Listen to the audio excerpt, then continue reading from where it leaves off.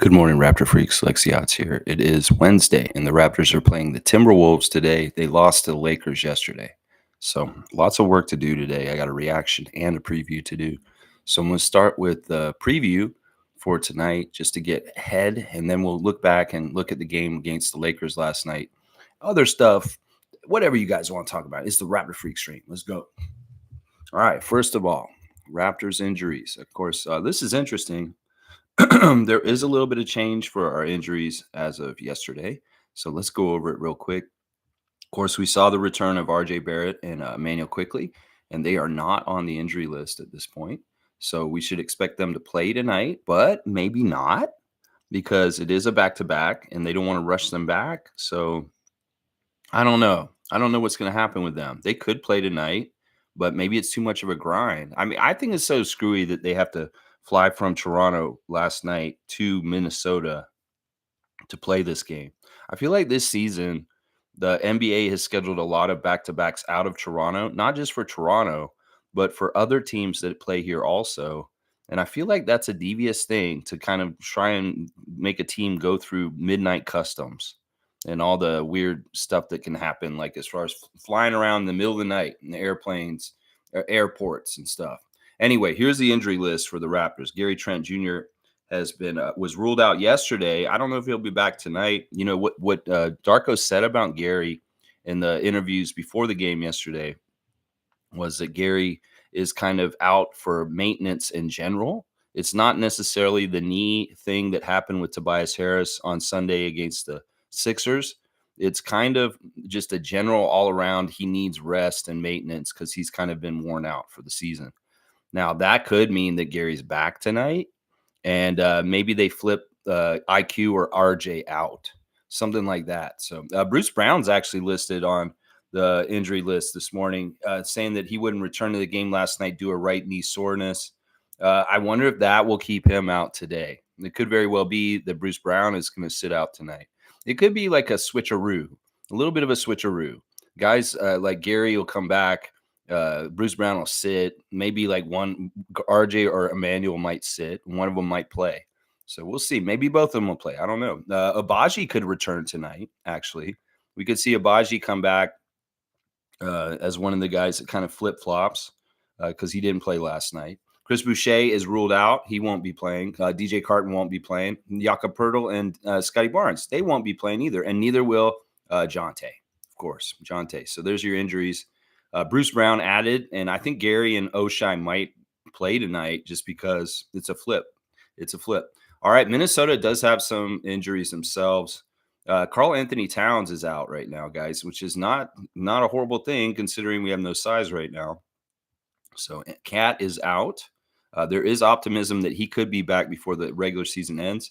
And Jalen Clark is out right now, too. Of course, the Timberwolves played the Rockets last night, Fred VanVleet, and the Rockets taking the Timberwolves almost to the brink and beating them. But the Minnesota Timberwolves prevailed in the end and won their game last night. Of course, they're playing their game last night at home, and then they're playing the game tonight against us at home. So this team isn't traveling, so they don't have the same kind of back-to-back that we do, which is annoying. It's annoying, but hey, this is just the season. It sucks.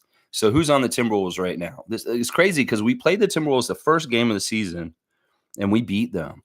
You know, it was like the first game of the Darko era, and it was a success. We got a win right away from Coach Darko. Of course, the team we had on opening day of the NBA season no longer exists, is not with us anymore. A lot of the guys who played in that game are not on this team anymore, or they're hurt and not playing tonight.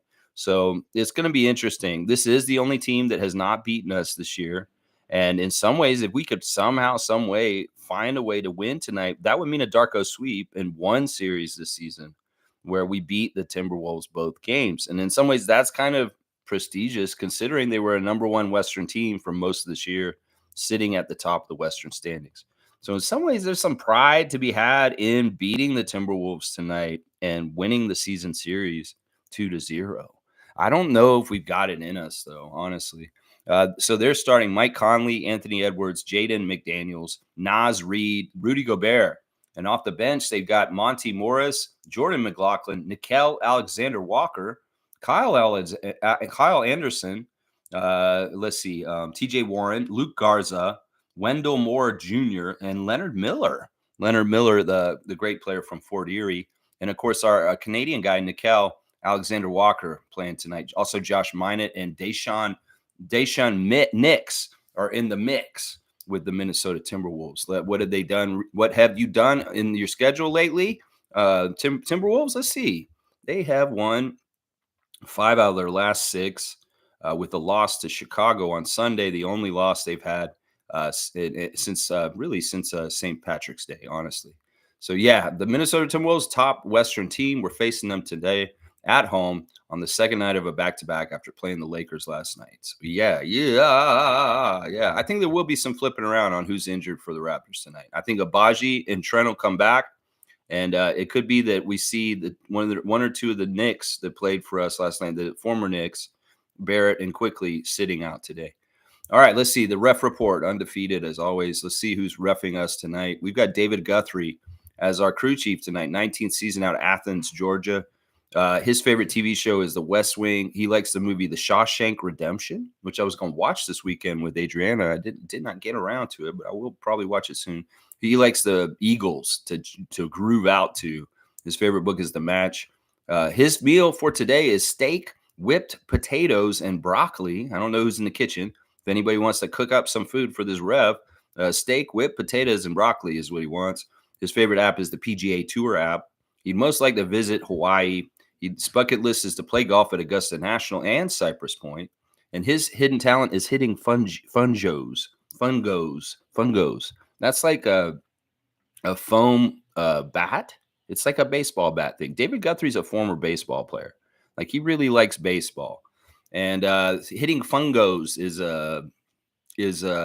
like a cork bat or something. So I don't know. I don't know if this talent will be good in the referee all-star game talent show. Fungos. I don't know about that. Like, are you just going to do like your own little home run derby or something, David Guthrie? Who do you think you are, Vlad Guerrero Jr. guy? Come on now.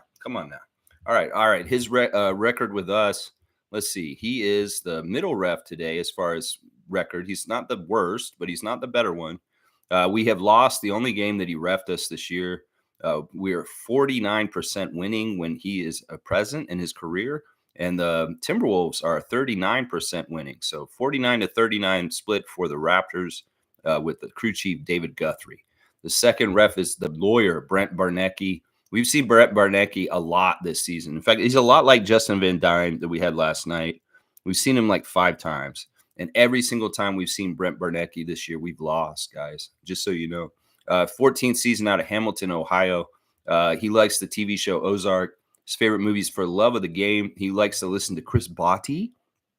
Ego is the Enemy is his favorite book. If y'all are cooking in there, chicken parmesan for the lawyer, please. Favorite app, FaceTime. He'd like to visit Italy, and his bucket list is to go to the Great Barrier Reef and scuba dive. Yes, Barnecki is a lawyer, a civil trial lawyer. That's right. And let's see. Like I said, we've lost 5 games this year. All 5 games that Brett Barnecki has reffed this year, we've lost 5 games. 0-5 with Brent Barnecki this season. Wow. Our historic percentage is 46% winning, and Timberwolves 44%. So it's a close one, 46-44 for the Raptors once again with Brent Barnecki. Of course, the record this year is just absolutely dreadful. So he's kind of the bad ref for us tonight. All right, the third ref is our friend. He is the Canadian ref. That's right. Our guy from Edmonton, Alberta, Canada. In his second season is Matt Callio. We like Matt Callio. He's been a ref for us a couple times. We were perfect under him, but we did lose a game with him this season. So we're not totally perfect with him. It was 100% win percentage with him just at the beginning of the year. It was awesome. His favorite TV show is Game of Thrones. We were just talking about that. So Matt Callio and Nako the Nacho, they have something in common. Nako binging on Game of Thrones around Easter. His favorite movie is Good Will Hunting. He likes to groove out to Eric Clapton. I shot the sheriff, but I did not shoot the deputy. Yeah, you got to do it right. You know, you could do the Bob Marley version, but you got to do the Eric Clapton version if you're going to do it that way. You got to sing it like the deputy. Yeah, you guys sing it like Eric Clapton. You guys sing it like him. Favorite book, Tuesdays with Maury. His meal, get the good one for him. I want the best cut of good Canadian 100% beef for Matt Callio. Steak and asparagus, please, kitchen, for our guy, our Canadian ref. Favorite app, Trip It, and he must like to visit Portugal. And his bucket list is to go on a Norwegian cruise. Norwegian Cruise Line. Yes, yes, yes, yes. All right, Matt Callio, we love you, man, and we're happy to see you at the game tonight. He is our best ref today. We did lose the only game he refed us so far this season. We win 2 out of 3 games with him. We're 67% winning percentage with him. And then the Timberwolves are 50%. So 67 to 50, the split with the third ref, Matt Callio. So, yeah, there's your ref crew. David Guthrie is a weird ref. He can be good ref, but he can also be an agent of chaos and manipulation. But he's mostly on the up and up. So I don't mind David Guthrie. Bernecki has not been good for us this year, but Bernecki is Bernecki. It is what it is. So yeah, there's your ref crew, y'all. Getting the ref crew down for you guys. Yeah, so much to do today. I should just keep moving. Got to keep on moving. Yeah, all right, let me see. Let's go right into the chat now that we have our refs and we have our injury list, our list of who's not playing. Here we go. We got Chris first at the top. Decent loss, laugh out loud. Still hoping JFL, but have to say Mo Gay, he just doesn't have it. Kind of like McDaniels. He's just too lanky and has a worse dribble than Precious. My God, draft a center. This is the thing with big guys like that. Boucher went through this. Every big guy goes through this. They're not the best like dribblers. They're not the best at this and this. It is what it is. Now, I won't disagree with you that Mohamedou may not be ready for the NBA. I think it is a size thing. I think it is something about his weight and, but you know what? There are things about him. They're absolutely special and fantastic. The come from behind block is just so entertaining, Chris. Are you not entertained? I mean, if we're going to lose, we might as well see one of our guys do crazy ass blocks to people. And the refs are not calling fouls, which is crazy. Normally, a guy like him would not get any respect. And if he's going over somebody's back and blocking shots like he's been doing lately, the refs won't give him respect and call it the way they've been calling it. But they are calling it the right way. And I'm like all about it. Clean blocks by Mohamedou. Clean blocks. He has some highlights. He is both infuriating and impressive at alternating times during the game. That's for sure. There's stretches where I'm like, there was one game recently where he just came out and did a block and a slam. And I was like, yeah, that's perfect. That's just the right dose. He didn't fuck up at all. He just did 2 perfect things. And then he got out of the game and didn't come back in. That's the gamble with him. In some ways, we have no size. We've got to play Jalen McDaniels and Mogi just because that's all we got. So it's not like we have a lot of choices. Now, the really bad thing about the game last night that lost us the game last night is our bench. We had absolutely no production from our bench last night. They had 7 points total going into the fourth quarter, and that is absolutely dreadful bench production. Meanwhile, our guys come back, and they're absolute fire and awesome. RJ looks like the man. Amazing last night. IQ, fantastic. Meanwhile, nothing off the bench. Absolutely nothing. And how the hell are we going to keep up with another NBA team? It doesn't matter if it's the Lakers and LeBron. If we can't continue our part of the bargain to score ourselves. And in the second half, it got real ugly in the third where we could not buy a basket. And really, a lot of it was it wasn't that we weren't getting good shots. It's these guys wouldn't fucking convert the ball into the basket. We saw these guys missing layups and open threes once again. And when you miss that many shots, you're going to lose. You're going to lose. And the talent of our bench was horrible last night. In fact, it's like you could see the drop off. You can feel the difference between Emmanuel and RJ being out there at the start of the game. And they're like, wow, we can compete. Look at how we're competing. We're actually leading the Lakers. We're actually doing things competently. And then when they come out and you see the second unit out there, well, it's just like the drop off we've had at times in the last couple of years between our starters and our bench, that there's a drop off, a huge drop off. And all of a sudden, none of those guys can score worth a shit. It's the NBA. It's not G League. And these guys don't know how to score on the NBA level because these guys are scary. In some ways, I worry that these young G Leaguers were in awe of LeBron and they had a hard time getting going partly because of that. It's like, oh, I'm on the court with LeBron. Oh, and they're just kind of like not really trying to play right. because it was really disappointing our bench. Jordan Wara, huge disappointment last night. And that's part of the you could get burned with Jordan Wara kind of thing. Yeah, he can do things on certain nights and be like, wow, I love this guy. And he can really suck too at other times too. And last night was one of those nights where Jordan Wara really sucked. Let's just put it that way. Really, really sucked in a couple different ways, whether he wasn't making his shots or he was having turnovers all over the place, not communicating with guys and linking with them on passes correctly. So there were problems out there. Oh, yeah, there were problems. Yeah, the thing with Mohamedou and Jalen McDaniels is that they're the only length we've got. So we got to play them to an extent. And Jalen wasn't going to play last night. He was actually not in the rotation last night.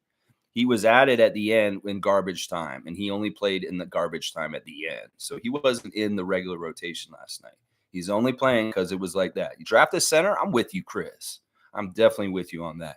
James is here. Good to see James. Great game by RJ. Easily a 20-point score per night going forward. We saw RJ's fire is still there. In fact, it was more fierce.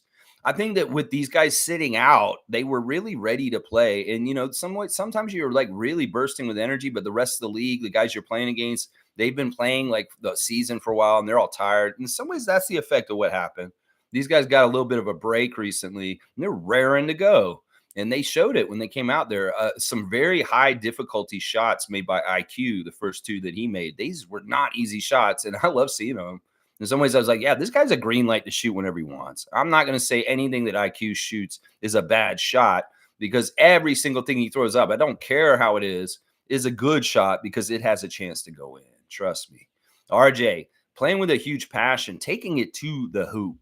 And honestly, I love that guy so much. I don't understand how people can't love his story at this point. It's like, call me an RJ lover or whatever you want to call me. That kid is from this city. This kid is playing for Toronto. It hits different. And now that his brother has passed on, he's playing for him. Oh my gosh, get out of the way. Y'all are in trouble because you see just how a man of purpose he is right now. The man comes out of the court. He's not fucking around. He wanted to beat LeBron last night. In fact, he was talking some shit on the court. There was one point where LeBron posted up RJ and he failed at shooting over him, but he did that on purpose. He was like, I'm going to teach you a lesson, RJ. I'm going to post you up. And RJ's probably like, all right, LeBron, I want to see you teach me a lesson. He's guarding him in the post. And then LeBron puts up a little lazy ass turnaround that clanks off the side of the rim. Hilarious. But there was that little moment, a little bit of power play. And, you know, if anybody was close to rivaling and taking the power away from LeBron James and the Lakers, it was RJ Barrett. Yeah, it was. At times, he just looked unstoppable. And, man, I love that guy. There was some very emphatic dunks by RJ Barrett last night. And, man, this is your therapy to deal with your sadness. This is a great therapy, RJ Barrett is what I'll say. He is my number one star of the game last night. I really, really love what RJ did. Let's see. Let's do his stat line right up. He actually outscored his minutes. He was on a minutes restriction. Darko didn't want to play these guys as much as they could have. And in some ways, he could have. These guys were ready to go. They weren't in trouble, but he has to take precaution. So RJ only played 26 minutes, but he scored 28 points. That's fantastic. That's fantastic points per game production, points per minute production. That, Gary, I wish you'd do that. Could you outscore your minutes, bro? I mean, sometimes I wonder if you can outscore your shots. Seriously, my guy.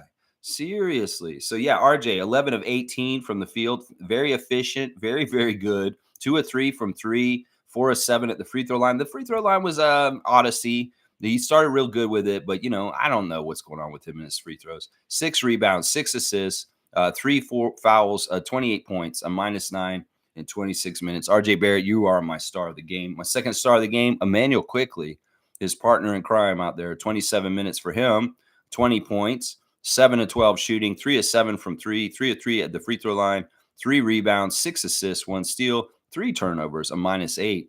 Emmanuel Quickly. My third star of the game in the losing effort against the Lakers last night, Kelly Olynyk. 14 points in 27 minutes, 6 of 10 from the field. He missed both his threes. 2 of 2 at the free throw line, 7 rebounds, 4 assists, 1 steal, 2 blocks, -18 in 27 minutes. These are the 3 best players last night. I'm sorry. That's just who it is. Grady was okay, but Kelly and RJ playing the Team Canada playbook for a while in the game last night. Did you guys notice that? that when we see Kelly and RJ do two-man game stuff, that is straight up out of the Team Canada playbook with Jordy Fernandez. Seriously, there were some motions that were done by Kelly and RJ last night. There was like, is it summertime? Am I watching the red and the white of the Team Canada team right now? Because it looked like the same sets and the same things they were doing with some of the draw and kick and some of the pick and rolls and some of the two-man game going on between Olynyk and Barrett that was happening last night. So I like seeing that. Any way we can integrate and get practice on both sides, hey, that's double time, baby. That's Team Canada work along with Raptors work. Ain't nothing wrong with that, is what I'm saying. Ain't nothing wrong with that. So there's my 3 stars. Honorable mention to Grady Dick. It wasn't that Grady was bad. It's just 6 of 14, 2 of 5 from 3, 2 rebounds, and 14 points in 32 minutes. Grady had 2 aha moments last night that were really cool. There was, of course, the trick shot. Yeah, he did something that Larry Bird has done. He did something that very few have done in the NBA. Actually, I don't know the stats on this. How many people have made an NBA field goal over the backboard? I know that Larry Bird's done this, and that's something that we would always talk about when we were little kids. Like, he's the one who made it over the backboard. I'm pretty sure Jordan's done it too. But I'll bet the list of guys that have played in the NBA throughout the whole history of the NBA that have actually shot a shot over the behind of the backboard, over the top of the backboard, and it went in is very, very short, I'll bet. Well, Grady did that last night. You can see the replay. It's fantastic. I love that play so much. It was bang, bang, bang. It was Darko's passing system going all around and them really trying to find the best shot. And the shot clock's about to run out. And Grady's got to take the last shot. And he fundamentally is such a good shooter that he knows he has to get it up high. And he got up real high to get over the back corner of the backboard since he was closer to the sideline than on the front of the hoop. Absolutely showed immense skill as a shooter, making an over the backboard shot last night. So cool. So cool. You do not see that every day. And they better be putting that on highlights today because honestly, that is impressive. Other people see that and they'll be like, wow, Grady made a shot over the backboard last night. And I'll be like, yeah, they did. Yeah, he did. But you know what? That may not even be the most impressive thing that he did last night to me, guys. That putback of the offensive rebound was really impressive because he got in the lane with Anthony Davis and Taurean Prince and the big Lakers. And he's undersized. And Grady had the timing and the wherewithal to get in there and get up over them and put a ball back as an offensive putback. That play in itself was very eye-opening to me because honestly, if that kid does grow more inches taller, that play could be more common. And if he understands more the personnel around the NBA and their tendencies and kind of like how he can sneak in and steal like offensive rebounds and put them back in, he's going to do that a lot more. I really liked seeing that because that's a really good skill to offensive board and put back like he did. I'd like to see this develop further and happen more often is what I'm saying. So yeah, Grady really impressing me. The bench, we'll go over these guys later. In some ways, everything they did worth note was all in the fourth quarter in garbage time when nothing mattered at that point. So yeah, we'll talk about those guys later, but let's keep going in the chat with the comments. Yeah, RJ was awesome, man. James is saying, can we check out Mark Sears? He can be our backup point guard. Plays kind of like Brunson. He had 35 points against Zach Edey's team. He can be had in the second round. All right, you want me to do the scout of the day, James? You got it, my guy. All right, Mark Sears is going to be the name we're looking at today. Mark Sears. Sears used to be a store in Tallahassee, a chain, Sears. The Sears catalog. You guys remember the Sears catalog? All right, let's see what's up with Mark Sears. This kid is 22 years old. He's from Florence, Alabama. He's a point guard. He plays in the Southeastern Conference for the Alabama Crimson Tide. All right, I won't hold that against him. So he was playing with Brandon Miller last year, probably, yeah. Oh, no, he wasn't because he was in Ohio. No, wait, he was on Alabama last year. Okay, so he did play with Brandon Miller last year. Let's see. All right, I'm looking at his stuff on his Wikipedia first. All right, we'll go look at him on YouTube now. All right, yeah, let's see. He's an Alabama point guard. Mark Sears. Mark Sears catalog. Yeah, let's see what Mark Sears is all about. Let's see. Is this highlight adequate? The first one? He hit 7 3-pointers versus Clemson in the Elite Eight. So he just did this like what, this weekend? 7 3-pointers? Holy crap. All right. No, no, no, no, no, no. He got 30 points in the NCAA tournament. All right. Let me see these threes, and we'll okay. We got him at the top. He's dribbling around. He's got a room. Oh, those guys laid off him, and he took the shot quick. That's not a bad form. His feet, the way he set his feet was kind of awkward though, not fundamentally good. Let's see. What's this one look like? Okay, he has that one. He took a while to collect himself to get the shot, but the defender jumped past him. Yeah, I don't know. His lift on his shot is I don't know. I have to see more. Let's see what he does here. He's good at kind of making space with a dribble and then a jump back. He's one of these guys who likes to jump back and shoot. He'll go forward at you and then he'll jump backwards all of a sudden and take the shot. It's kind of his thing, I can tell. Yeah, he's a catch and shoot guy. He can catch and shoot. Now, all these highlights are all of his threes on this particular highlight I'm looking at. In some ways, he's a point guard. I want to see what his dime bag looks like. There's a long three. That actually looked like that was a logo three. He hit it from the March Madness logo pretty much on that one. Yeah. Okay. Okay. They were winning by 9 points at that time. Okay. Yeah. I don't know. He seems like he's got a good shot, but I wish that this was more than just a 3 point shooting. There's a corner shot. Yeah. That's pretty quick. He doesn't have a horrible form. He seems kind of like a cocky guy. Let's see. Let's see what else he's got here. All right, dribble back. Yeah, see, it's that little jab step and then step back three.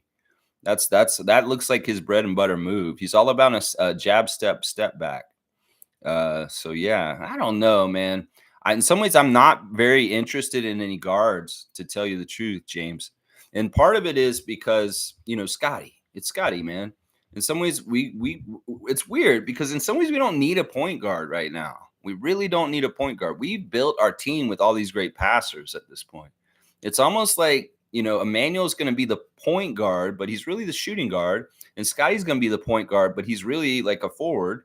And Kelly Olynyk will be like the backup point guard off the bench as a center.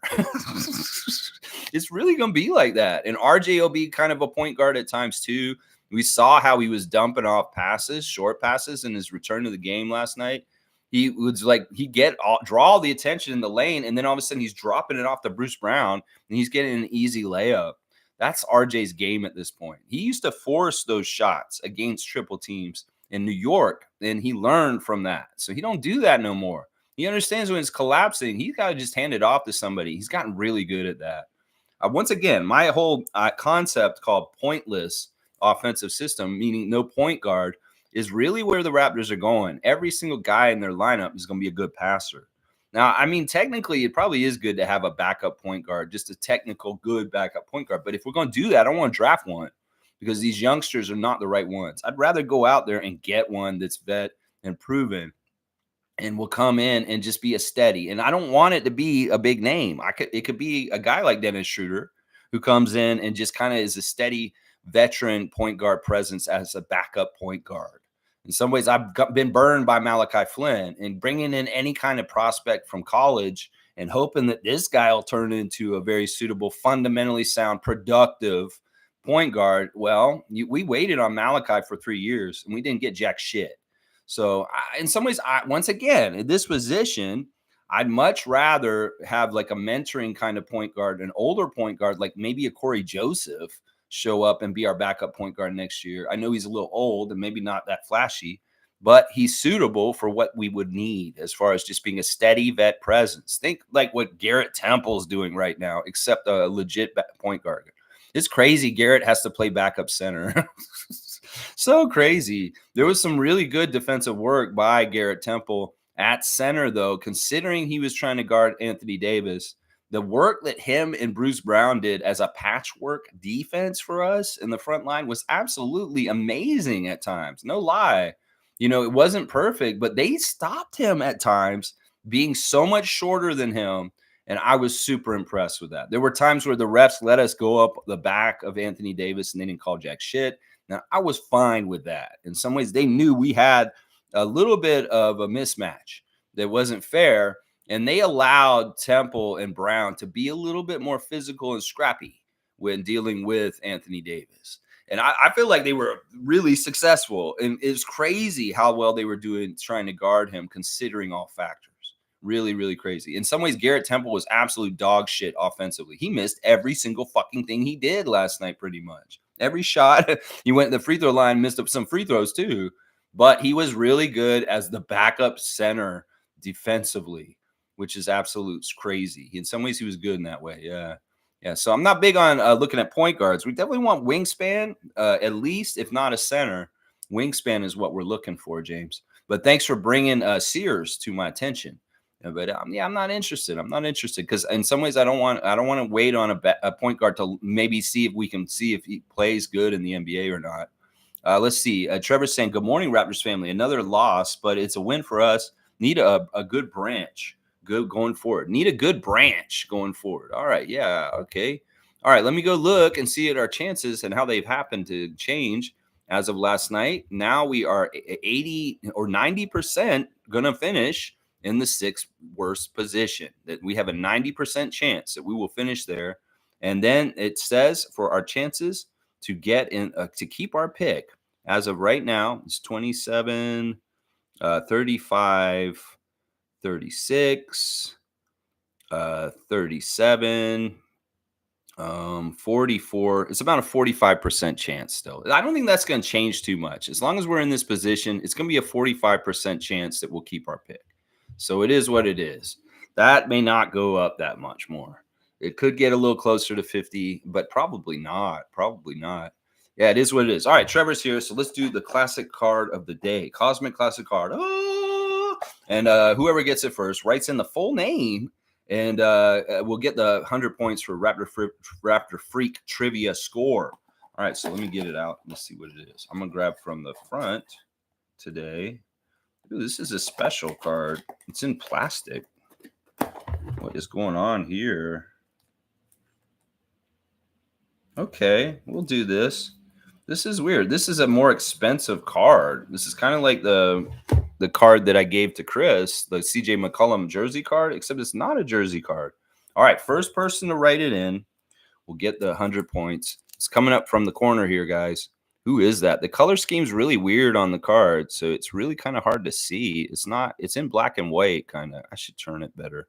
Wait, I don't want it to be shining. I don't know if you guys can see that.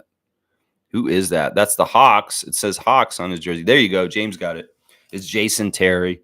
That's not that hard. Jason Terry, the Jet. It has 5 on the back of it. I wonder if this is a $5 card. Rookie exclusives, 2003, 2004. This is a Jason Terry rookie exclusive card. We know how long he was in the league. So this is a pretty old card. It's a specialty card. Rookie exclusives. Atlanta Hawks, Jason Terry. Yeah, James got it first. Smooth. You're after him. Too bad. But yeah, this is cool. This card is like a $5 card. Apparently, it says on here. It could be worth more. This will be at a Raptor Freak meet and greet at some point. So if somebody wants this card, you will get it if you come and meet me when we do our next event. I'll bring all these cards, the cosmic cards, to the event. That's the fun thing about this. When you see these cards, if you see one, you're like, oh, I wish I had that. Well, if you come to the Raptor Freak meet and greet, I will give you any of these cards. Seriously.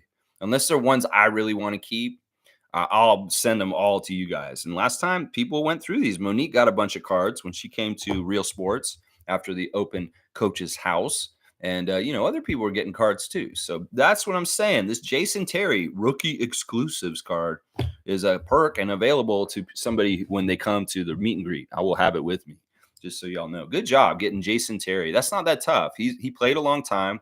He's pretty well known. Now, the black and whiteness of the card made it kind of difficult. I thought it was Bobby Portis at first when I opened it up because I saw the headband. I was like, is that Bobby Portis? And I was like, no, that's a Hawks jersey. That's not Bobby Portis. So, all right, let's keep going in the chat. Yeah, RJ is back, baby. IQ is back, baby. Chris is saying the trade for IQ and RJ is an easy win, no doubt. That Pascal trade, if we draft well, no problem. We drafted Grady, so I have hope the front office knows the right path. Maybe a signing. Next year, we're good. No, I feel real good about us, too. I mean, Alvin and Jack are both been saying on the broadcast recently that they feel like this team is at least a play-in team next year. I think it's a playoff team, honestly. I think Scotty's so good that people just don't give him the credit of how good he is. And with RJ, look, this is something that Jack was saying last night. RJ's not just going to be like a second banana. At times, he's going to be the guy. And we saw that last night. He should be the guy on certain nights. In some ways, the way that Scott plays is not like domineering, like I'm going to take over thing. In some ways, we've had criticisms about Siakam in recent years about him not wanting to take over and be clutch and just control the game as a top player on our team would do. That's been a problem. The Siakam just doesn't kick it into another gear and go out there and just take games. In some ways, Scotty doesn't necessarily have that attitude yet himself. He could, though. He could very well be a guy who just takes over and controls the game and wins himself scoring wise. But he's more likely to get other people involved and have a bunch of people all together come and take a game and come back and get it. That's why RJ next to Scott is a good thing because he is a scorer. He is a scorer, but he can pass too. But it may be there's going to be games in our future where RJ Barrett's the number one option and Scotty's the facilitator, and he's not going to be the leading scorer. So this is a good dynamic in a lot of ways. I can tell that Bobby and Masai put a lot of thought into this as far as who would look good and be really good around Scott. And RJ is a good piece for this because in some ways, RJ is going to be the franchise player and the guy who carries us in scoring at times. This is definitely damn for sure going to be true. Now, Scotty can do it too, and he will. And he may be the guy who's getting the assists, giving it to RJ. So we'll have to see. We'll have to see how it all shapes out next year. But with those guys, IQ and what he can do, and Jakob coming back, and we make some new additions, new faces, a new draft pick, a couple free agency. We'll see what we look like coming into the season next year. I feel good about it, Chris. I do. I do myself. Trevor's saying another game day. Let's go. Yeah, Timberwolves, you're next. Chris Finch, kind of a snake coach in our history.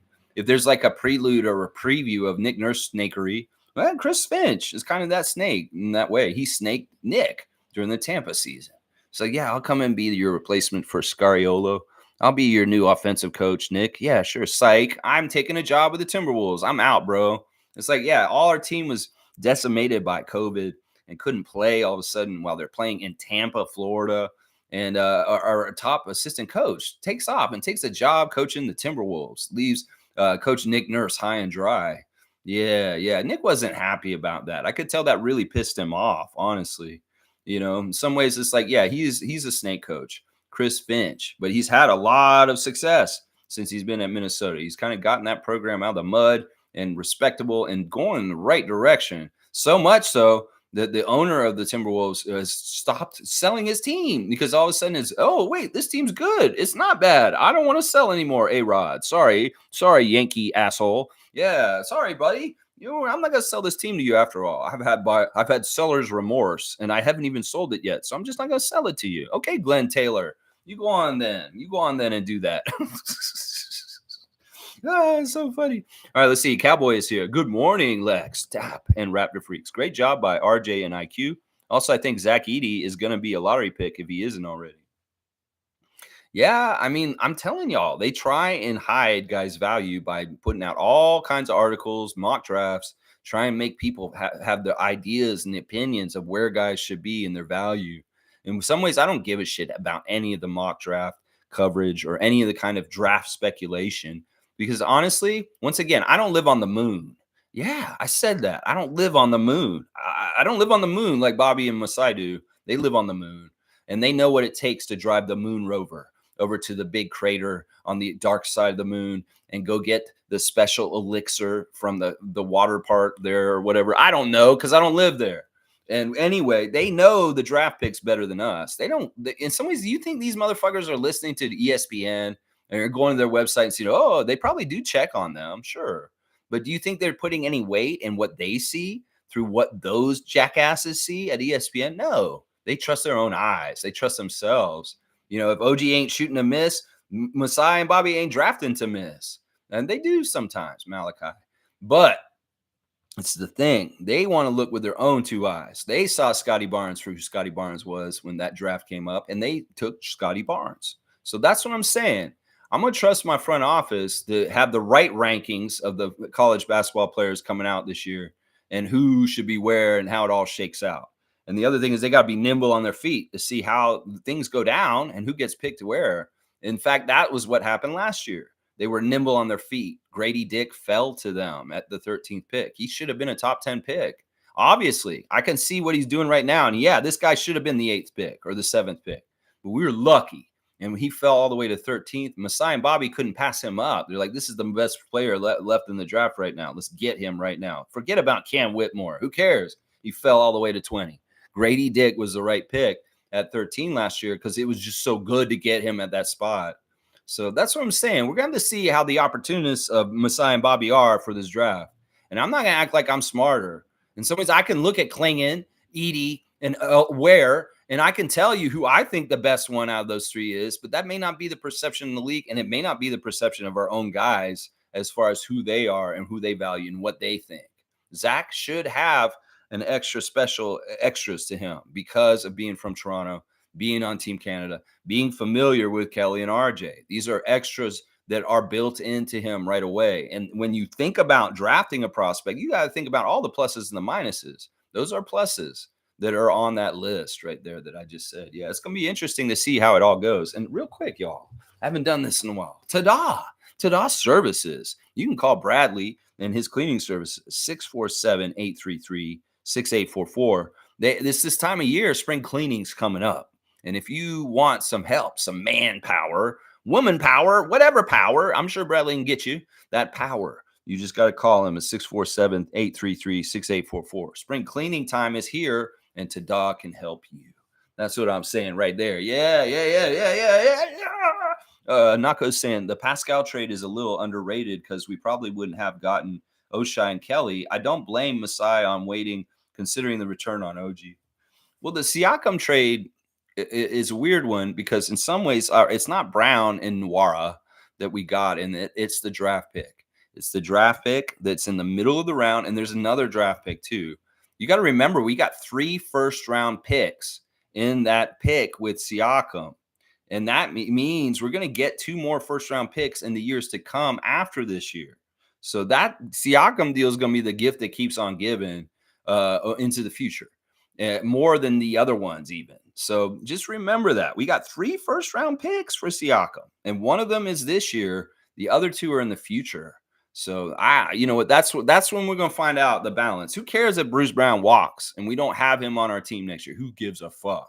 Even Nwora, if he doesn't sign back after last night, I'm not going to be upset about that, seeing as he's an unrestricted free agent in the summertime. So I'm just saying it's the picks. The picks were the stars of the Siakam trade, and we'll have to see who those 3 picks end up being or how they get moved or whatever happens with them. That's going to be a big part of it right there. Cowboys saying on to the next. All right. You want me to write this? All right. We didn't even do the score for last night. So before we start writing down the scores for today, I'm going to go ahead and do the score rundown real quick and tell you who got the closest score. Last place from last night, Seymour Pape. The sheriff was very off, and it was really because he had no faith in our Raptors to score 111 points. He said we'd only score 89, and we got 111. So he was 38 points off the score. Now, overall, we did really good. We were very close on the score. Some people did really, really good, and I'm going to tell y'all who they were. Monique was second to last, 28 points off the score. She was going for the Raptors. I can't get mad at her for wishing the Raptors had won with her score, but she was second to last. Smooth, 13th place, 26 points off the score. Randolph in 12th with 24 points off the score. Nako the Nacho, you came in 11th, 23 points off the score. Fiercey, 10th place, 21 points off the score. Tom Duke was in 9th. Now listen, Tom got the Raptors score exactly right. He said 111, and that's what they got. But he said that they were going to beat the Lakers, and he had the Lakers score way down. So 19 points off for Tom Duke in 9th, but he did get the Raptors score right. Nameless in 8th, 17 points off. Trevor J, 16 points off in 7th. Mischief, the base man, in 6th place with 13 points off. Yours truly in 5th place, only 11 points off the score. Lex, now the rest of y'all were within 10 points of the score, which is fantastic. Cowboy, you were number 4, only 9 points off the score. Kareem, 3rd place with only 5 points off the score. Kareem, you were only 5 points off the score. You said 124 to 112. It was 128 to 111, and you were only 5 points off the score. That's fantastic. But 2 people tied for the lead this game last night. 2 people tied. First, G got the Raptors score right, 111, but he said 125, so he's only 3 points off the score. Gee, wow, that's one of the closest scores we've gotten so far in this game. And Dana only 3 points off the score. Also, 126 to 110 instead of 128 to 111. Wow, wow, very good job by G and Dana, being only 3 points off the score yesterday. Both of y'all tied for that. All right, let me write in the new one. We're doing Toronto at Minnesota. So the first score is for Toronto at Minnesota. If you're going to give me a prediction, write it in that order, please. If you don't, tell me who's going to win. So Cowboys saying the first 132 to 114 for Minnesota. Okay, so 114 to 132 is the order with the way I write it. All right, Cowboys got his score down. Let's see. Trevor J, you want 135 to 115? That's pretty close to Cowboys score. A little bit the same. So 115 to 135. Wait, if I write it in this order, that's Raptors 135, Minnesota 115. You better tell me which side you want. Trevor, rewrite your score, because honestly, I'm going to put this as 135 for the Raptors, 115 for Minnesota, because it's visitor to home. You put the visitor score first, and you didn't tell me which team you want to win. So I'm going to let you tell me the right way how you want the score to be. I'm not going to write it down for you right now. Let's see. Tom Duke is saying, I'm always hopeful, but I guess we'll keep losing. Raptors 87, and they'll give up 106. Okay, so Tom Duke is saying 87 to 106. Tommy Dukey. All right, 87 to 106. And good morning to you, Tom. I hope that things are good on the West Coast time, the Pacific time, Victoria, British Columbia. Tom Dukey holding it down on the West Coast for the Raptor Freak family.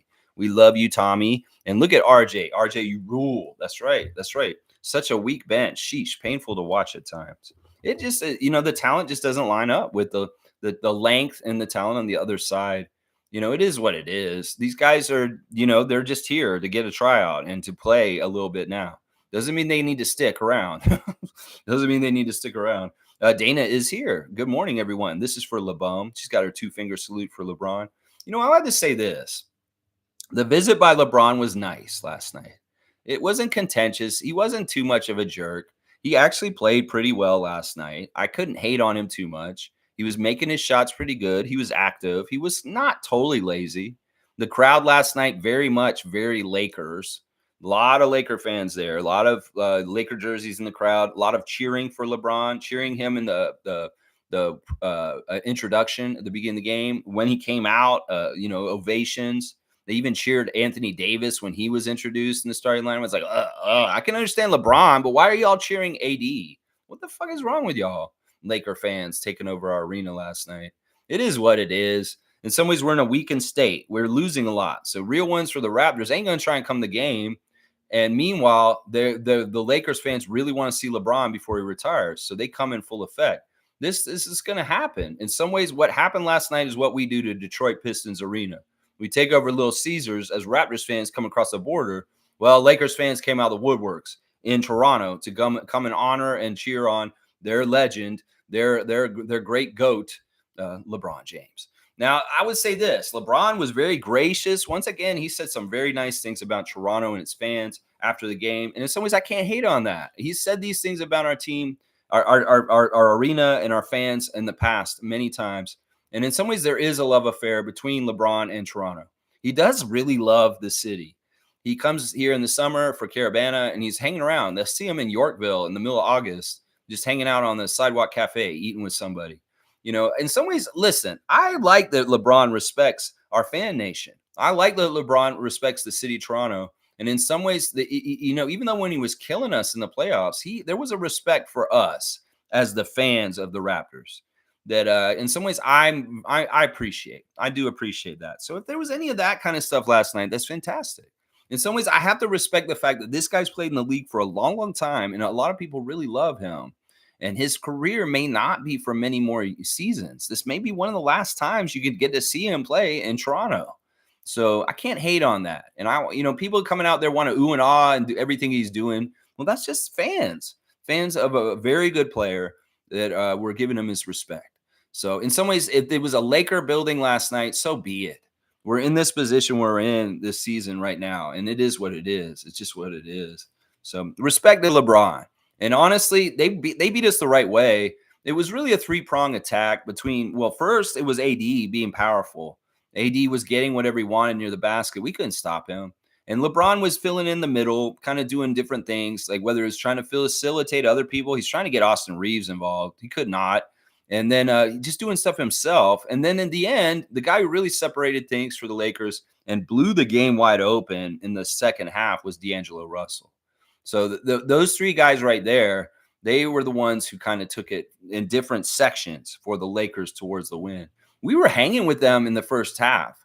In some ways, the Laker fans weren't all getting all ooh in our own building because they were seeing the Raptors kind of hanging with the Lakers for the first half of the game. But in the third quarter, we just couldn't score, and separation was found in the score, and that's too bad. The firepower just didn't add up because with the talent through the depth of our bench is disappeared with all of our guys injured right now. So that's just how it is. That's just how it is. Fiercely saying good morning. Good morning, Ram.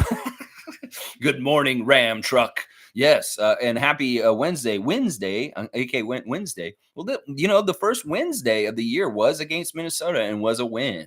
So yeah, we played them on a Wednesday at the beginning of the season. Let's see our journey. Let's see our odyssey of the season, where we've gone. We've taken different. If this was like a RPG game, a role playing game, we had different people in our group when we're walking along the trail of like, we get different wizards and warriors and stuff. That's what's happened with our season. It's like Darko's the captain. He's bringing along, and different warriors that were in our group have left and come in, Dennis Schroeder, the Bard, you got, Pascal Siakam, the Paladin, you got all these different role player characters that have kind of shifted out of our team and stuff like that. So the team we're bringing to fight the Timberwolves today is nothing like the one we played the first game of the season against them and won against them. But this would be a nice little bookends if we could figure out a way, somehow, some way, to beat Rudy Gobert, Anthony Edwards, and Mike Conley of the Minnesota Timberwolves today. That'd be awesome, because I'd like to win a season series against one team this year, and we could sweep Minnesota tonight if we beat them, because we're 1-0 against them, and they're the only team that has not defeated us this season. So have some pride, Raptors. You seriously, if Kyle Lowry was in the locker room, he'd be like saying shit like this. He's like, guys, this is the only team that hasn't beat us this year. Let's not let them beat us. Please, please, please, please. Can we get a win? Can we get a win? I don't know. Memphis has got 2 more wins than us. So yeah, we can get a win right now, and it won't hurt our draft standing at all. So we need to get a win. We need to end the streak too. We've broken we're second longest losing streak in the history of the Raptors as of last night. We passed an expansion team's bad losing streak. Now we could get to the worst one ever if we don't win by the time we play Washington. We got to beat either the Timberwolves tonight, or we got to beat the Wizards here in Toronto on Sunday to stop this losing streak and not get history. In some ways, we really need to do this. In some ways, take care of it tonight, and then you don't even worry about beating the Wizards on Sunday.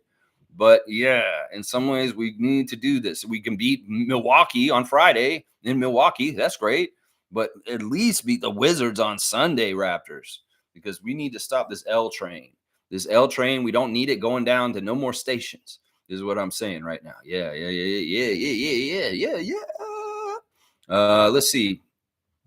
Pretty please, can we have a feel-good moment before the end of the season and at least get a win? That's what I want. That's what I was just saying, Fiercely. I think we will. And she's saying, I was so happy to have RJ and IQ back.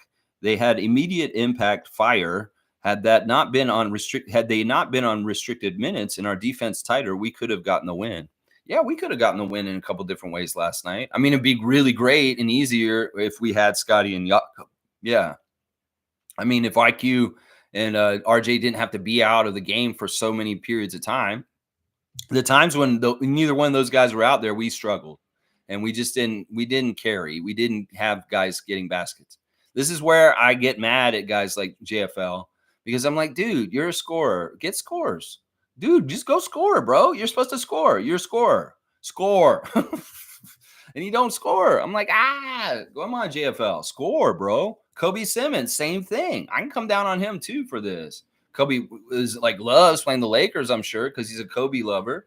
But yeah, you can't just stand there and be starstruck and just let the world revolve or go on around you, and you're standing out there doing cardio. You better do something, bro. Fill it up. Get some points on LeBron, man. Don't sit out there with a goose egg. That was what was really annoying. I mean, let me look at these bench guys. I'm going to skewer them real quick. Well, we'll start with Bruce Brown. First of all, bro, your starter, you got 5 points in 28 minutes. Yeah, you filled it up in the last game. In some ways, that was like, where was that, Bruce Brown? Come on now. 2 of 6 from the field, 0 for 2 from 3, 6 rebounds, 1 assist, 2 steals. Bruce Brown at minus 12 in 28 minutes with 5 points. Yeah, that's garbage production, the starting lineup. We have 4 guys in double digits, and that's it. Nobody out the bench, and one of our starters, Bruce Brown, not doing jack shit. Jalen McDaniels, for all your derision of him, he was the only plus minus for the Raptors in a major way last night, plus 12. Because in that fourth quarter, when he finally played in the garbage time, we actually did close the gap a little bit and played better than them. So we actually did pretty good in the fourth quarter. The third quarter was absolutely awful. But the fourth quarter in garbage time, we were actually making up points. So Jalen McDaniels was a plus 12 with 2 points, making them both at the free throw line and 1 assist. Mohamedou, very frustrating at times. 3 of 7, missed the only 3 he took. 2 rebounds, 2 assists, 1 steal, 3 blocks. He did have 5 turnovers. He led our team in turnovers. And those turnovers were ugly. UGLY. You ain't got no alibi, Mohamedou. Those turnovers are ugly. They're ugly. Yeah. Garrett Temple, I wish he had made more shots. 0 of 5 from 3, 2 of 8 from the field, 2 of 4 from the free throw line. In fact, he missed 2 free throws in a row. And I was like, what's going on with you, Garrett? Is this like really bad bench making you really bad all of a sudden? Because in some ways, Garrett had an off game just like Jordan.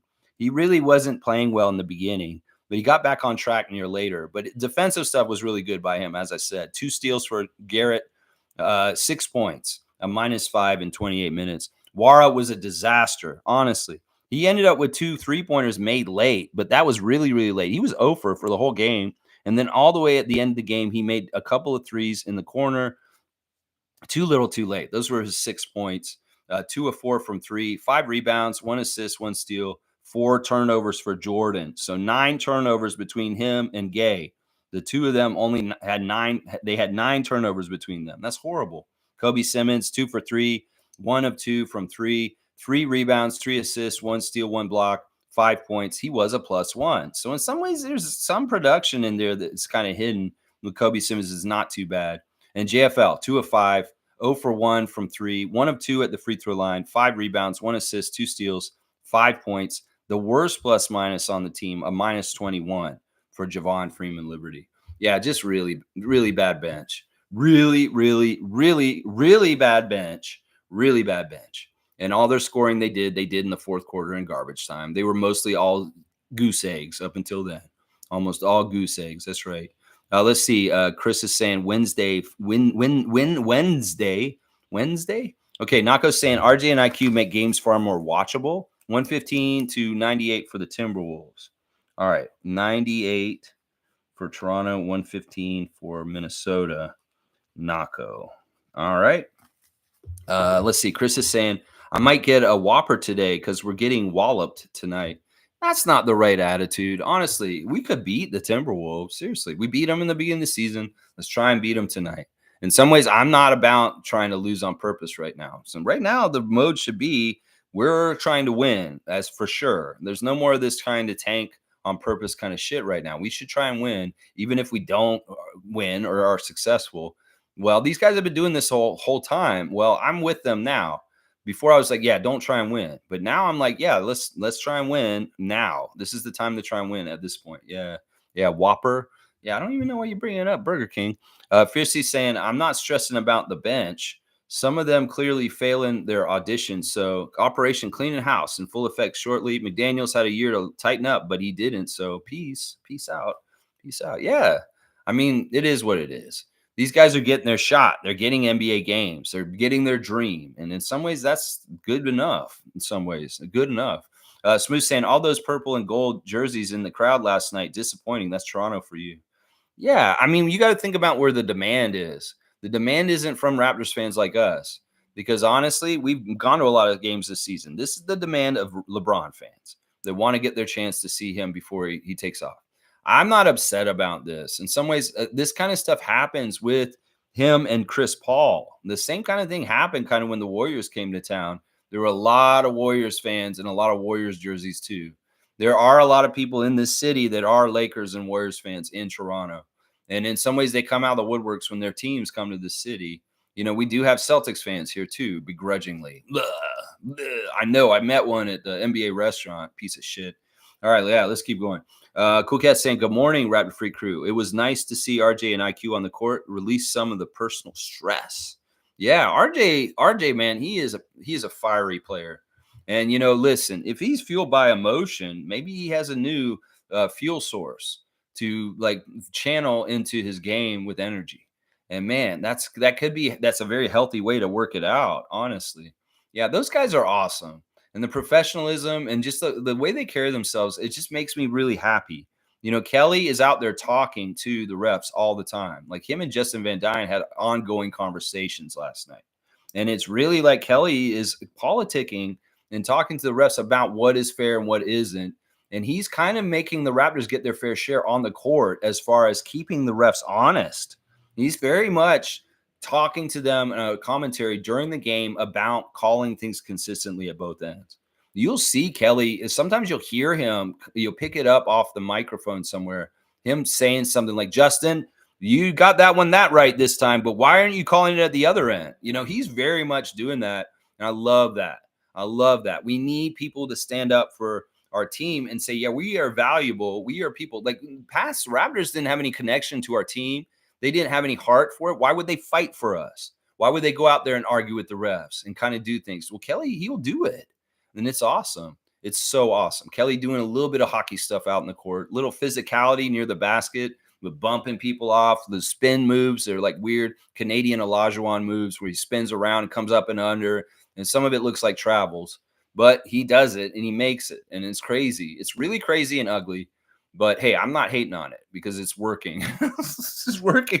It's ugly, but he's working. It's working. That's for sure. Yeah. Juicy's got some burgers out. All right. And Cowboys saying, yeah, true. 2 fingers salute to any Lakers fans who live in Toronto.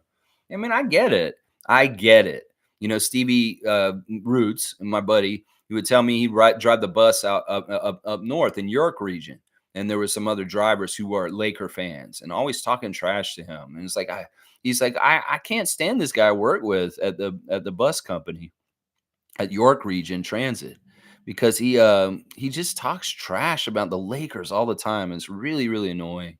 Really, really annoying. Yeah, there's diehards in this city for sure. Diehard Laker fans here. Even Eric Smith yesterday, it was his birthday, right? It was Eric Smith's birthday. He's 49 yesterday. He said after the game, he said, "What a great birthday. I got to watch the game with my son, and it was the team I work for and the team that I love that growing up that I watched all the time was my favorite team." So even Eric Smith, our Fan 590 radio voice, is a Laker fan when he grew up. So he was all fanboying about that and getting to watch the Lakers last night. So yeah, hold that against him if you feel like it. That's what I would say. But yeah, there's Laker fans. It's just Laker fans. Lakers have been around for a long, long time, longer than the Raptors. And some of these people have been Laker fans before the Raptors even existed. So that's part of it too. Chris is saying, I'm also down with any midnight customs. Clock strikes 12. Watch out. Laugh out loud. Anyway, I will support the team by eating a Whopper as the advertising tells me to do so. Obey the current thing. Haha. My old fantasy football team was the Team Burger King. It was because one year I had Dante Culpepper and Randy Moss on my team, and they were in the Burger King commercial. So I was like, man, I should be Team Burger King. And I was Team Burger King for like 10 years. And I used to joke that I was sponsored by them. And I would eat Burger King during the week for good luck. I would actually, mandatory, I had to eat Burger King at least once a week during fantasy football season to make sure I got a good fantasy football score. So yeah, you're talking to the captain of Team Burger King fantasy football team. Yeah, for a long, long time. I had a lot of weird superstitions and I ate a lot of Burger King because of that. I had to stop eating Burger King at a certain point. Yeah, I did. I was eating like for a while, I was eating like the value menu every single day because I was in trouble financially and I had to save money. So I was eating like the $2 meal every day while I was driving a job, delivering stuff in Scarborough. And I knew where all the Burger Kings were out in Scarborough. And I would plan my route so that I would hit the Burger King, whichever area of Scarborough I was in. I would be going eat at that Burger King. So yeah, I have a big history with Burger King, Chris. I really, really do. but not anymore. Yeah, not anymore. Let's see. Good health, and I don't eat junk food anymore. Fiercely saying Gary on maintenance as if he's a robot or something. Yeah, well, they were wondering if it's the knee against Tobias Harris on that screen is the reason why Gary did not play last night. And Darko was saying, yeah, that's part of it. But overall, just like wear and tear on the season and just needs kind of maintenance as far as like he needs some rest, needs some time off. It's calculated. In some ways, if the IQ and RJ are coming back, well, Gary, you go ahead and sit this time.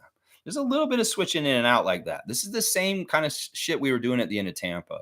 This is where we're not going to get the full complement of everybody. Some guys may come back, but some other new guys are going to be going to the injured list and vice versa. It's going to be kind of, and we'll see. I bet you Baji might play tonight. He might show up tonight, and Gary will probably show up tonight after getting a rest game last night. Yeah, Smooth saying, what happened to rooting for a home side? Felt like a Lakers home game last night. Yeah, I mean, it is what it is. What can we do? These people want to buy the tickets that none of the Raptors fans want to buy. Well, they're going to come to the game. They're going to come to the game. I mean, it is what it is. We do this to other people's buildings all the time. Trust me. And we do it way further away, too, sometimes. Like crazy. We get crazy good groups of fans in some of the southern cities in the United States. It's actually really impressive. The amount of Raptors fans show up in other people's arenas and do the same thing.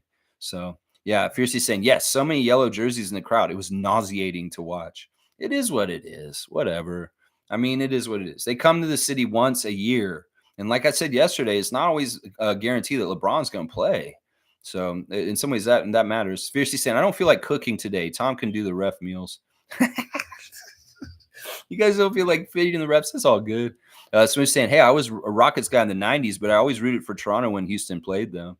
Well, you're a better Raptors fan. These people, some of them are not Raptors fans in the first place. That's the thing you got to understand. There's a lot of basketball fans in our community that do not like the Raptors, and they will not take them as their own. In fact, that's a good reason why our fan nation's so screwed up as far as people who come in and opine on them and say things. There's people that have no allegiances to the Raptors. I think they're a joke from inside our city that are more like, oh, I'm a Lakers fan. I've always been a Lakers fan. I've never liked the Raptors. Well, you live in Toronto. I don't care. I've always just liked the Lakers. And these are people that come in and put their shit down on social media about us too. So, I mean, this has always been the case. This is the case everywhere. There's Raptors fans in Boston that people in Boston probably are pissed off at. Why are you a Raptors fan? You live in Boston. Well, because I'm Canadian. I'm from Toronto and I like the Raptors and I just work in Boston. Okay, all right. There's all kinds of different reasons why this happens. Toronto and LA have a connection because of show business. And there's people that will come from LA and live in Toronto and work here because of that, and then vice versa.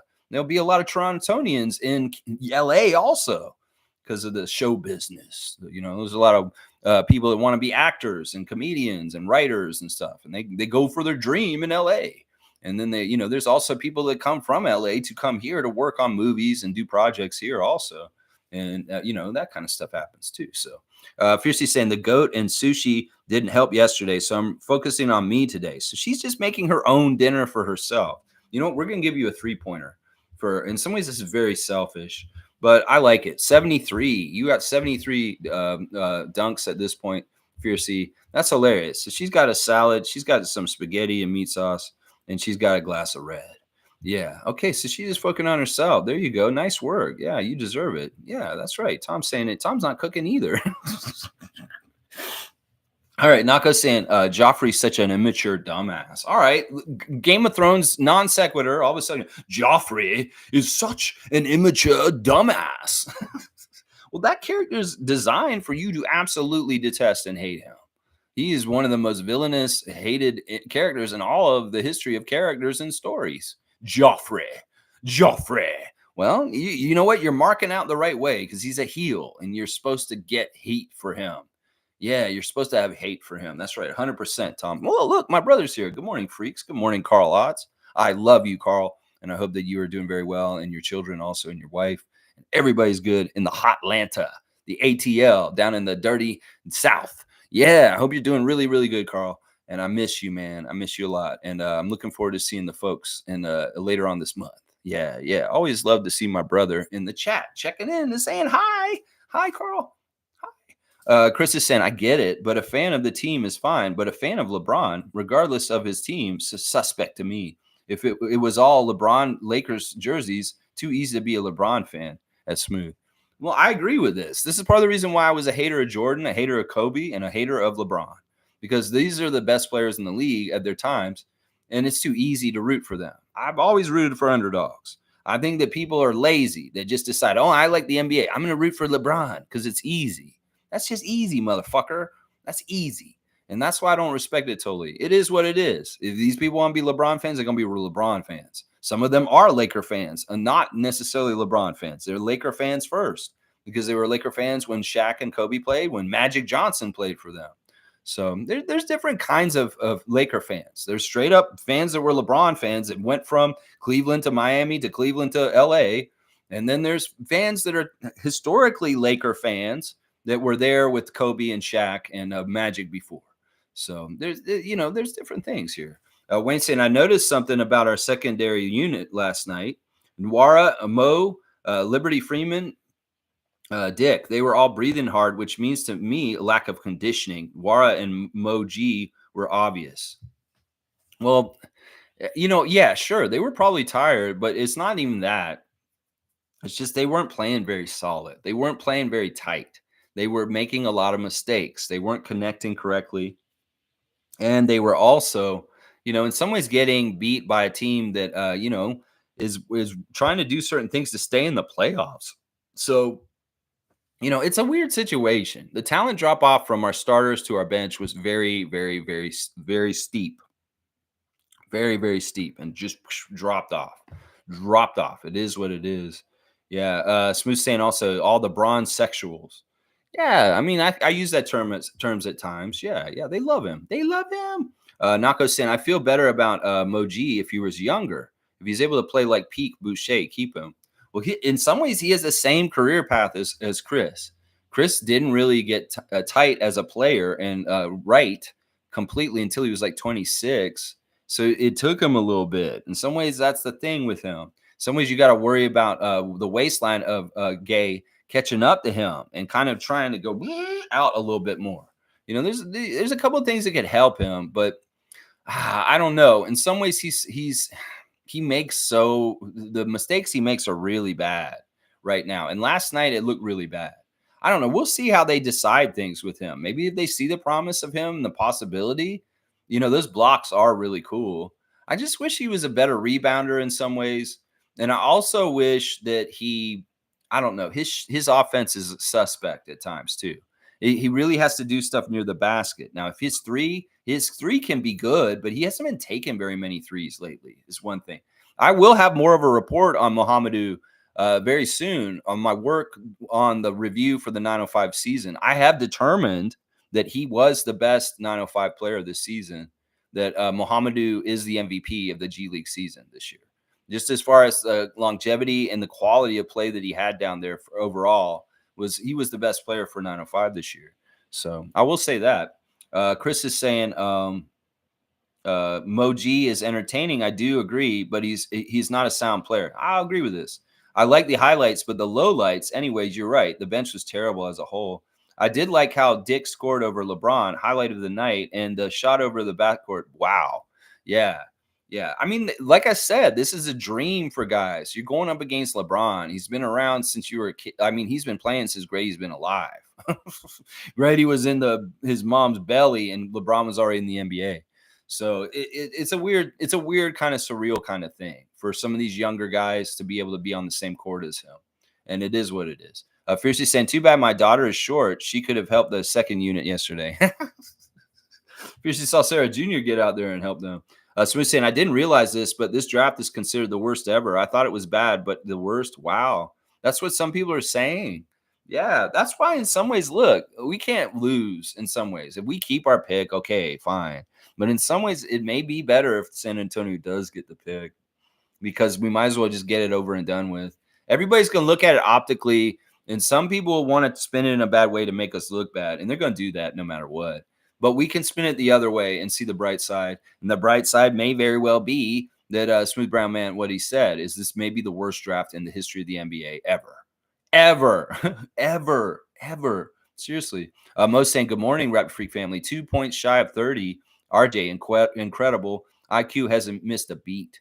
Yeah, these guys were ready to come back, and it's almost like they were just raring to go because they came out and they hit quick right away, and they were very, very, very effective and on top of it. They were making their shots. It's almost like they were premeditating. I'm going to come back and I'm going to start making shots right away. And well, they did. They did. It was really cool. Nako saying if I were Nick, RJ'd play 42 minutes. If it was Nick Nurse, he would play. Well, he couldn't yet. Is the minutes restriction for coming back from conditioning. So that was the only reason why these guys didn't play longer. They could have, but Darko's smart. He knows that they just came back and they hadn't played a whole lot, so they had minutes restrictions. They played exactly how much they were allowed to play. Anymore that they didn't want them to go over 30 minutes. Well, let's see if they play tonight, and they may not. They may not. We'll have to see. Fiercely saying RJ was on a mission. He came back strong. I love how he bulldozes his way to the rim. It reminds me of Ludacris's track, "Move, bitch, get out the way, get out the way." There is a bit of that. I really like how there was one shot he made really high off the glass, and he was kind of talking trash to the Laker after he made it. He's like, "Yeah, you didn't think I was going to make that." And you got it to touch up high, just off the square on the backboard, and it went in. There was a lot of really cool, like high. It's weird because he gets a reach around them, but he uses the backboard also. So it's kind of like a really weird angled thing that he does to make sure his shot goes in when he drives like that. It's really smart and it's very effective. Like he makes those, he's really practiced them, and he's really powerful at getting to there and making something happen. Making something happen. There was one play where they should have gave him free throws, but they side outed him. Now, the free throw discrepancy wasn't an issue last night. The Lakers, that's not how they won. The refs didn't have to help them. The talent imbalance between the Lakers and the Raptors was just too much as far as through to the bench. And, well, they didn't need help. They could beat us, partly because we just didn't shoot well.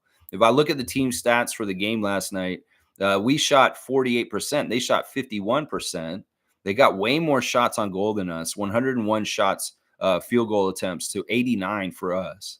We shot 31% from three. That's a huge Achilles heel right there. And Wara had open threes. Brown had open threes. Javon had open threes. Kobe had open threes. These guys had open threes, and they just missed them. All the bench guys missed almost all their threes, those jabronis. And we got almost twice their free throws. 21 free throw attempts for the Raptors, only 12 for the Lakers. So they weren't giving them charity. They weren't bailing them out and putting them on the line like that has done many, many times in Laker games this season. So we can't say rep manipulation was a factor in this game last night. Curtis Blair was pretty fair. And the normal script writing for the Lakers did not have to happen because our team is just that bad. They didn't need the help.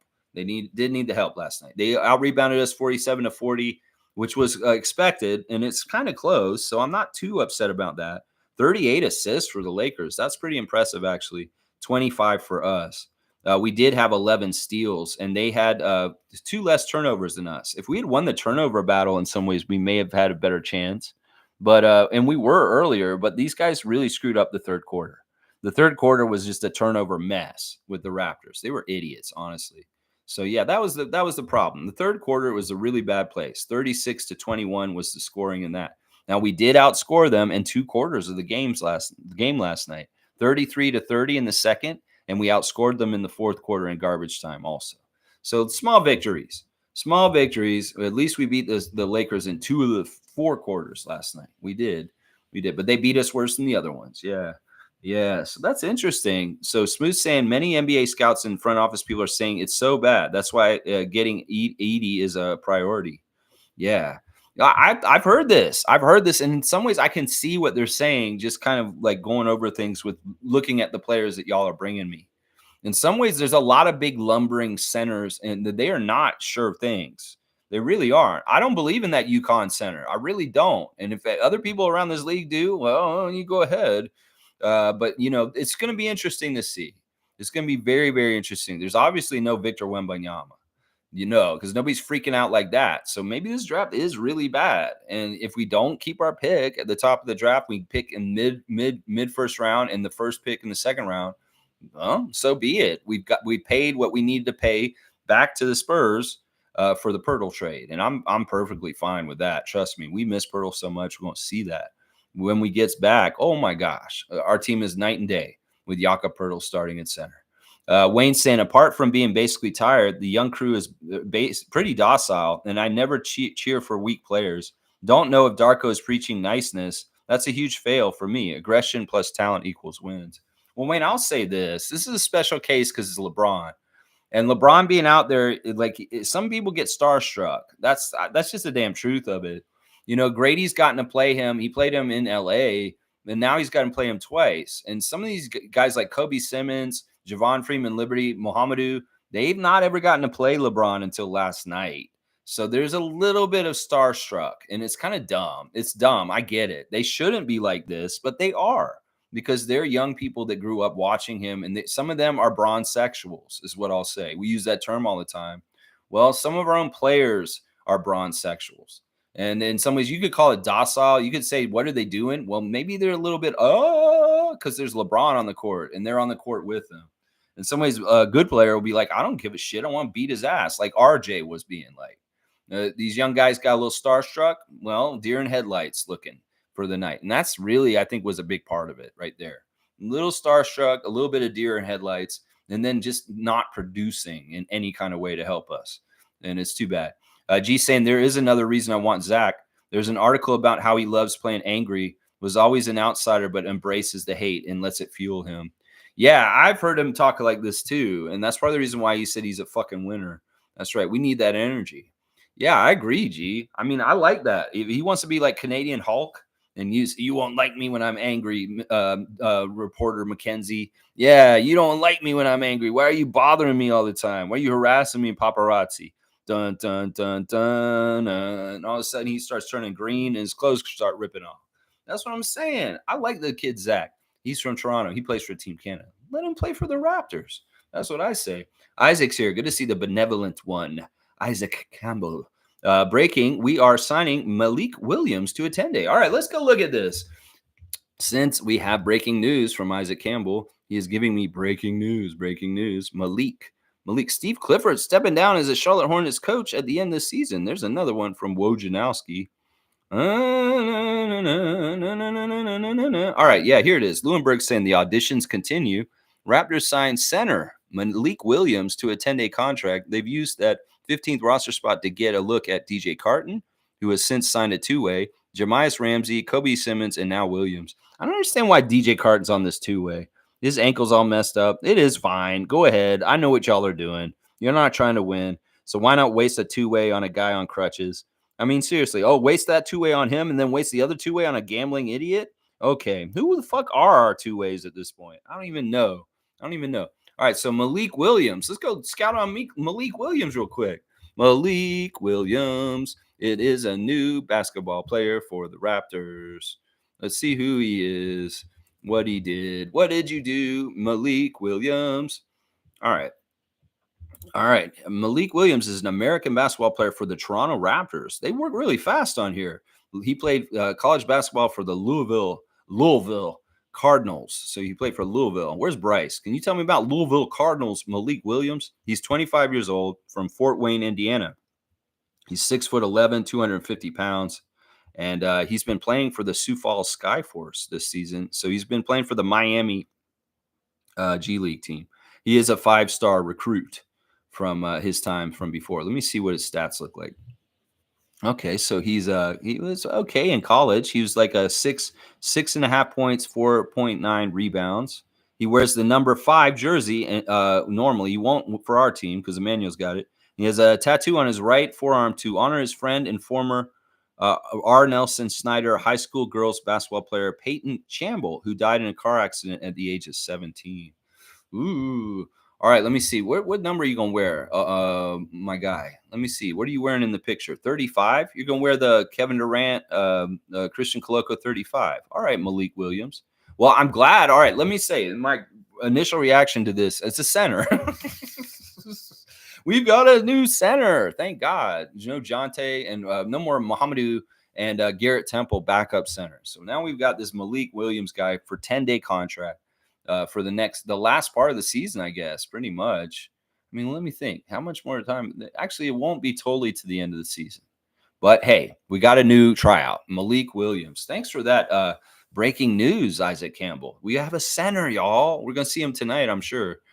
Fiercely saying, Isaac, who is he from the G League? Thanks for sharing. Sioux Falls Skyforce. So he's been playing in South Dakota for the Miami Heat's G League this season. Yeah. Yeah. Nako saying, if Grady gets noticeably stronger and taller, it's over. Okay, Vince Carter. I think it's going to be really good. I think that, man, what you guys said yesterday, he's a shooter like Mark Price, but he's a slasher kind of active scorer like Dan Marley. Man, the more I think about that, it's like that's actually pretty good. And that offensive rebound putback last night was a real eye opener to me. Seriously, eye opener. That is something. G saying Malik is another 6-footer. Is he good? No, he's 6'11". He's a center. So we'll have to see if he can help us. He can help us with the stats. Yeah, Tom Duke's got the news out. The news out. Tom saying, is today one of the 10 days we will see tonight? Today, one of the 10 days we'll see tonight. I'm sure we will see Malik Williams play tonight. It's probably we got him to help us with Rudy Gobert. Exactly right there. Kareem saying, it's crazy how efficient Quickly and RJ are. I'm sure we all were thinking how crazy good this team can be when fully healthy. Yesterday was a good measuring stick. Yeah, I think the quality of the Raptors play with all the starters out in the last 2 weeks has been really like bad. And when we see a couple of them return and we see just the uptick of how much more capable and efficient these guys are, we're like, yeah, we have some good promise. It definitely is what you're saying, Kareem. That like this isn't the real Raptors. This losing streak that we've done recently, ever since Scott broke his hand, this has not been the real Raptors. Without Scotty, we're not the real Raptors. We need Scotty to be the real Raptors. Most saying, fiercely, the new prime drink you are curious about. The guys were at the game. Fans don't know them. So they were mean, maybe. Oh, yeah. This is so dumb. This, in some ways, this isn't really an important story, Monique. Who cares about Logan Paul or Jake Paul or whichever fucking Paul brother came to the basketball game? I remember earlier this season, I was at a game. I think I was with Adriana, and there I saw KSI and Paul. I don't know which brother it is. I don't care. It's one of the Paul brothers. It's either Logan or Jake. I don't give a shit. One of them was fighting Mike Tyson. We talked about this. The other one's a wrestler. Where they were at the game, they were sitting courtside, and they're influencers. They're like online social media jabronis. And well, the Raptors were doing an ad campaign for a new drink with them on the court. They gave them really nice Raptor jerseys, and they gave them this drink, and they did a whole photo shoot in the halftime of one of the games I went to this season. This happened like 3 or 4 months ago when they took these pictures, but now they're finally coming out in ads for this prime drink. I don't know if the drink's any good or anything. Now, Monique, they're making fun of those guys because they're jabronis. They're social media influencers. These are guys that just get on TikTok and other places, and they have a lot of followers. They Twitch streamers, this kind of shit. Now, the Paul brothers, you know, they're in a lot of the spotlight these days. They are what they are. But a lot of the hate in the comments is because of the two guys. It's not necessarily about the drink. It's just about the two guys because they're kind of jabronis, honestly. And it was kind of fun to watch them do their little photo shoot in the middle of the game. I remember that. And now the ads for this has finally come out. If you look real close, you might be able to see me in the picture behind them because they were shooting it towards where Adrian and I were sitting in the crowd. I think it's kind of blurry, though, and you can't really see the people in the crowd. But we were behind them in the picture. But yeah, it's just, I think it's Logan Paul or whoever, fucking Jake Paul and KSI or some shit, fucking internet people.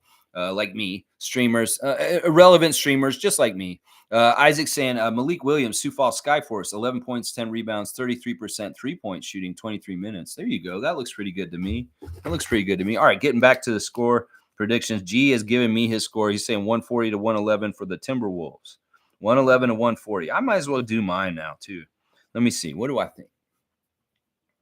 I'm going to guess. I don't think the Raptors are going to score a whole lot today. I'm going to say that they're going to get 103, and I'll say that the Timberwolves will get like 130. 103 to 130. Yeah, it's too bad because I want them to get closer, but I don't think they will. Superfan Mo saying Garrett's toughness had me grinning.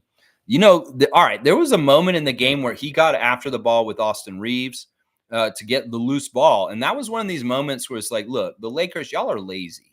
You're a lazy team. In some ways, the leadership of LeBron trickles down to everybody, and they're kind of a lazy team. We saw a lot of laziness in them in certain ways, casualness. Well, Garrett, being 37 years old and in the league for so long, he sees young Austin Reeves kind of bobbling the ball, not respecting the game. Well, he gets that ball loose, and then he says, listen, youngster, I'm gonna get after this ball, and if you don't put proper effort into it, I'm gonna go get it. And that's what he did. And it's really cool to see a 37-year-old vet like him get on the floor and hustle after a ball like he's a rookie trying to make this league. So yeah, that's a great leader right there. The leader for our team and our young guys to show it doesn't matter how old I am. I'm gonna get after it. It doesn't matter if this game's a rout. It doesn't matter if we're not winning. I'm still gonna get after it and show that effort. And also, I'm gonna try Austin Reeves and the Lakers for being lazy. Yeah, you're gonna disrespect the game. Well, I'm gonna go get this ball from you. And that's what that play was. I love that hustle by Garrett. I love that hustle, Monique. Yeah. Wayne's saying we need a dedicated point guard, period. Bring back Schroeder or have Ramsey back for the summer tryouts. Simmons, Liberty, Freeman, none of those guys fit in terms of long-term championship material. Yeah, I could get behind what you're saying here. And I agree that the point backup point guard kind of thing, if it's going to be like that, Schroeder or Jamias Ramsey are good options for sure. For sure. But I don't know if Schroeder's going to circle back and be a part of our team. It's probably not likely. But I could see Ramsey possibly being in the future plans for us. As far as those guys you said, yeah, I'm with you on this. Javon Freeman Liberty is a great scorer, a great G League player, but I'm already on the record with how I feel about him for the NBA. Yeah. And Kobe, I wish he could be better, but I think in some ways things are just a little bit just not good enough for Kobe Simmons. It's too bad. In some ways, I wonder if he had a little bit more muscle on him, it'd be better. You know who Kobe Simmons kind of reminds me of? And it was striking me last night. He kind of reminds me of Terrence Ross. There's a little bit of his game that's like Terrence Ross's game. Seriously. They have a similar bag in some ways. He's not the same level of as T. Ross, but there are some comparisons that you can make to what Kobe Simmons is capable of with T. Ross. He can do all that dunking shit that T. Ross does, just so y'all know. Just so y'all know. Fiercely saying, thank you at Mo. Okay, hang on. It jumped ahead. Let me make sure I get back to my right spot. Fiercey. It's Fiercey. Fiercey saw Sarah. And y'all give me a cutoff, even though we're doing double duty today. I think I want a cutoff because, man, you guys are really filling it up. I see a lot of good comments, though. I'll enjoy getting to each one of them. Yeah, we're gonna need a cutoff. Fiercely saying, thank you, Mo. I'm not familiar with energy drinks, and in my mind, Raptors partnering with a brand is a good thing, but so much venom in the comments, it was crazy. A lot of that venom, once again, is for the two gentlemen in the ad. They're in some ways they're jokes. In some ways, it's like, these guys are celebrities, today's kind of celebrities. They're celebrities like, people that are doing stuff like me, that are just online people. It's not like these guys are TV actors or musicians. One guy's a fake fighter. He's on wrestling, and it is what it is. The drink might be like shit too. I don't know. I haven't tried it. Anything anti-corporate, I'm all about it. If they're anti that energy drink because it's corporate, I'm all about it. Chris is saying, I think Simmons is gone. 10 days over. Yeah, he's done. He's done. He was the 10-day, and if his 10 days done, then it's the Malik Williams has got his 10-day now. Yeah, he's okay, but nothing to invest in. Not much of an upgrade on JFL. More I think on it. We need to sign a point guard, draft a center. Okay. All right. Well, we've signed a center today to come in. Yeah. Country Kong saying, Lex, Grady did his thing last night. He cut through the lane, got the ball, and fiercely stopped and popped over LeBron. Don't you think the shot he hit from behind the backboard was Larry Bird-like? Yeah, I said that earlier, JP. I was trying to think of all the players in the history of the NBA that have made an over-the-backboard shot. And I know Larry and Michael have, but I'm not totally sure how many other people guys have. Like, seriously, this may be a very short list. It may not be a very, very long list. How many players in the history of the NBA have made successfully a shot over the backboard? And it was cool, Country Kong. It was so cool. It showed skill. It showed a real high skill. And the thing was, that shot was near the end of the shot clock, and there was pressure on it too. And he measured it and took his time, and he did it exactly right. And that's a difficult trick shot. It showed like a very high aptitude and skill with his shooting that he did that, because that's not a normal shot. That's not a normal shot that people are practicing all the time. And his skills translated to do that. It's like, you think he's practicing that shot all the time? Maybe. Maybe he is. David saying that was sick. Yeah. Yeah. Smooth saying, unless it's Zach Edey in the sixth pick, Raptors going to trade it, in my opinion. That could be, unless we keep it. We don't keep it. If we don't keep it, we don't get to trade it. It's Spurs pick then. And the Spurs fans don't want the pick, apparently. I mean, doesn't that say something? The Spurs fans are like, I kind of don't want the pick from the Raptors this year. I kind of want a later pick next year in a better draft than the very high pick in this shitty ass draft this year. That's what the Spurs fans are saying. And it's not them talking to us. It's them talking amongst themselves and trying to talk about what's the best thing for them. And they're thinking, man, I hope that we don't get the Raptors pick this year because this draft sucks in some ways. They're kind of like they want the pick next year. So I don't know. In some ways, we can game this to be the right thing for us no matter what. No matter what. G saying RJ is a soldier during this tough year. Let's remember Grady is 20, Scotty's 22, RJ's 23, and IQ's 24. Future's so bright. These guys seem like they're ahead. They really do.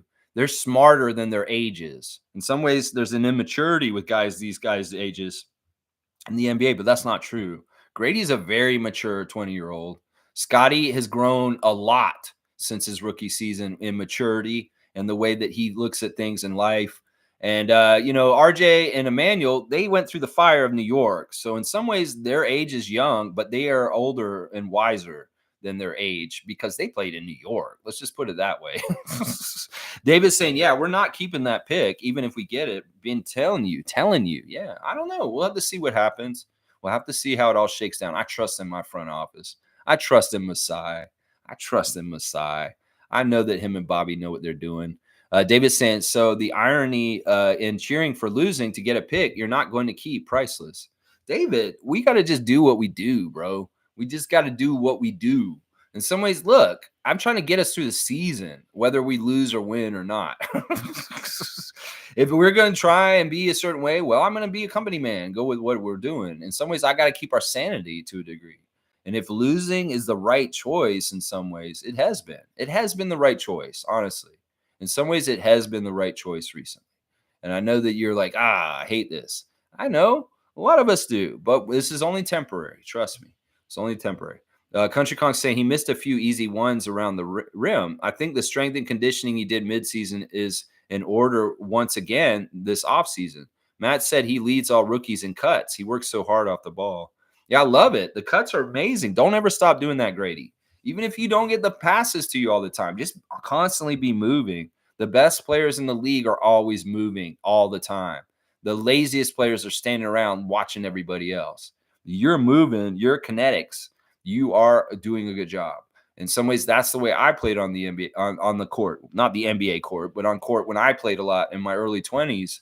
I used to play like 6 days a week for like 4 or 5 hours every day. I was really crazy baller. Like I loved playing. And then there was a place called Mama's Pizza that was just south of Doak Campbell Stadium where the Florida State Seminoles football team plays. It was across the street, actually. It's a old warehouse my friend Pete ran a pizzeria through, but he had a full court in the back with a roof over it. So we could play when it's raining too. And often there was a lot of beers thrown back during that game, and we'd be drunk while we're playing. But yeah, I used to run and run and run and run and run and run. And it's the best, man. It is the best. You get that conditioning from playing and running and doing so much up and down the court. So yeah, it's fun.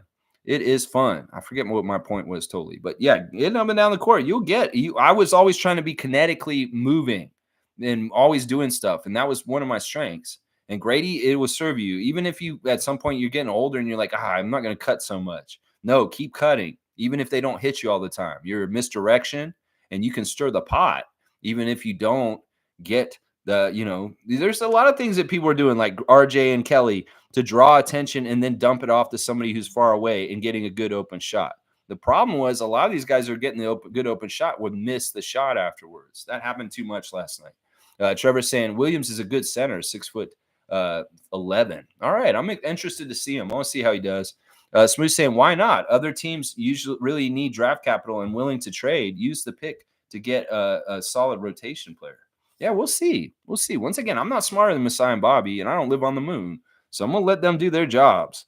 And I'll be reacting to it, and we'll talk about it, and hopefully it'll be awesome. I didn't like the Grady Dick draft, but I like it now. So I better trust in Messiah is what I'm going to say. So they're going to know better than me, and we'll see what they do. Some people may be mystified by things that they do.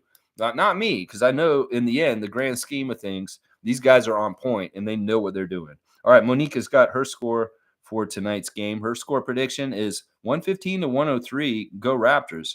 All right, now you know that the first score is the visitor and the second score is the home. So you're saying 115 for the Raptors, 103 for the Timberwolves. All right, I'm going to put that down for that. I love that you're picking the Raptors. Now, if you meant different, you better clarify, is what I'm saying. David's saying, yeah, so we'll trade the pick on draft night for a player. Yeah, we'll just have to see how it goes, David. I mean, once again, I'm not going to extrapolate or contemplate or talk any kind of bullshit about what I think they're going to do because I have no idea what they're going to do. I have no idea what they're going to do. And I'm just going to watch and see, and then we'll talk about it the next day after they've done it. In some ways, this is not what my content is to just like go on and on about, okay, I wonder if they'll do this. It would have, could have, should have this bullshit and just make fan fiction up and say, oh, I think they'll do this and do this. No, I'm not going to do that. I'm going to react to when they do it afterwards. So I'm not going to say this is what they should do or this is what they do. I don't know better than them. So I'm not going to tell them what to do with their jobs. I'll just report afterwards and we'll talk about what they did afterwards. Yeah. David's saying Wara, Abaji are additions that are here to stay. I hope so. Wara shit the bed last night. In fact, he was the worst player on the court for the Raptors last night. He really, really was, David. And I mean, that's going to be a mixed bag. If he can go back to being one of the end of the bench guys to break in case emergency, that's a skilled, talented guy to break in case emergency. And hopefully he'll be hungry on the bench and come out and play perfect basketball. Because last night he did not play perfect basketball. He was really bad last night. Really, really bad. Country Kong saying it's so nice to have RJ and IQ back. I missed RJ's ability to get into the lane. He got some frustration out on one of those dunks. IQ is a great shooter. Miss OG, but I can't believe we got both of them. I know. This has been great. I mean, IQ is a really good shooter. I mean, those were high degree of difficulty shots, the first 2 threes he made at the beginning of the game.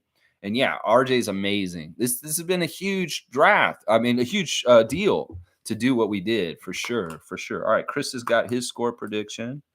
I'll write this in. He's got 92 to 138. Wow, that's a really bad drubbing. I hope you're very wrong. Very, very wrong. I hope it's a little bit closer than that. That's awful. That's an awful score, Chris. Mo's saying, look up Jonathan Mogbo tomorrow, Lex. Glad I saved the Twitch for you. Thanks for informing me that's Scotty's friends. Yeah, Mo found a clip yesterday, and she shared it in our Facebook chat from the Twitch stream that Scotty did on Saturday night with Lloyd and talking about college basketball. And he's talking about Jonathan Mogbo. How do you say it? Mogbo. Jonathan Mogbo. This is somebody I've heard Scott talk about in the past. I've seen him interact with him on his Instagram stories.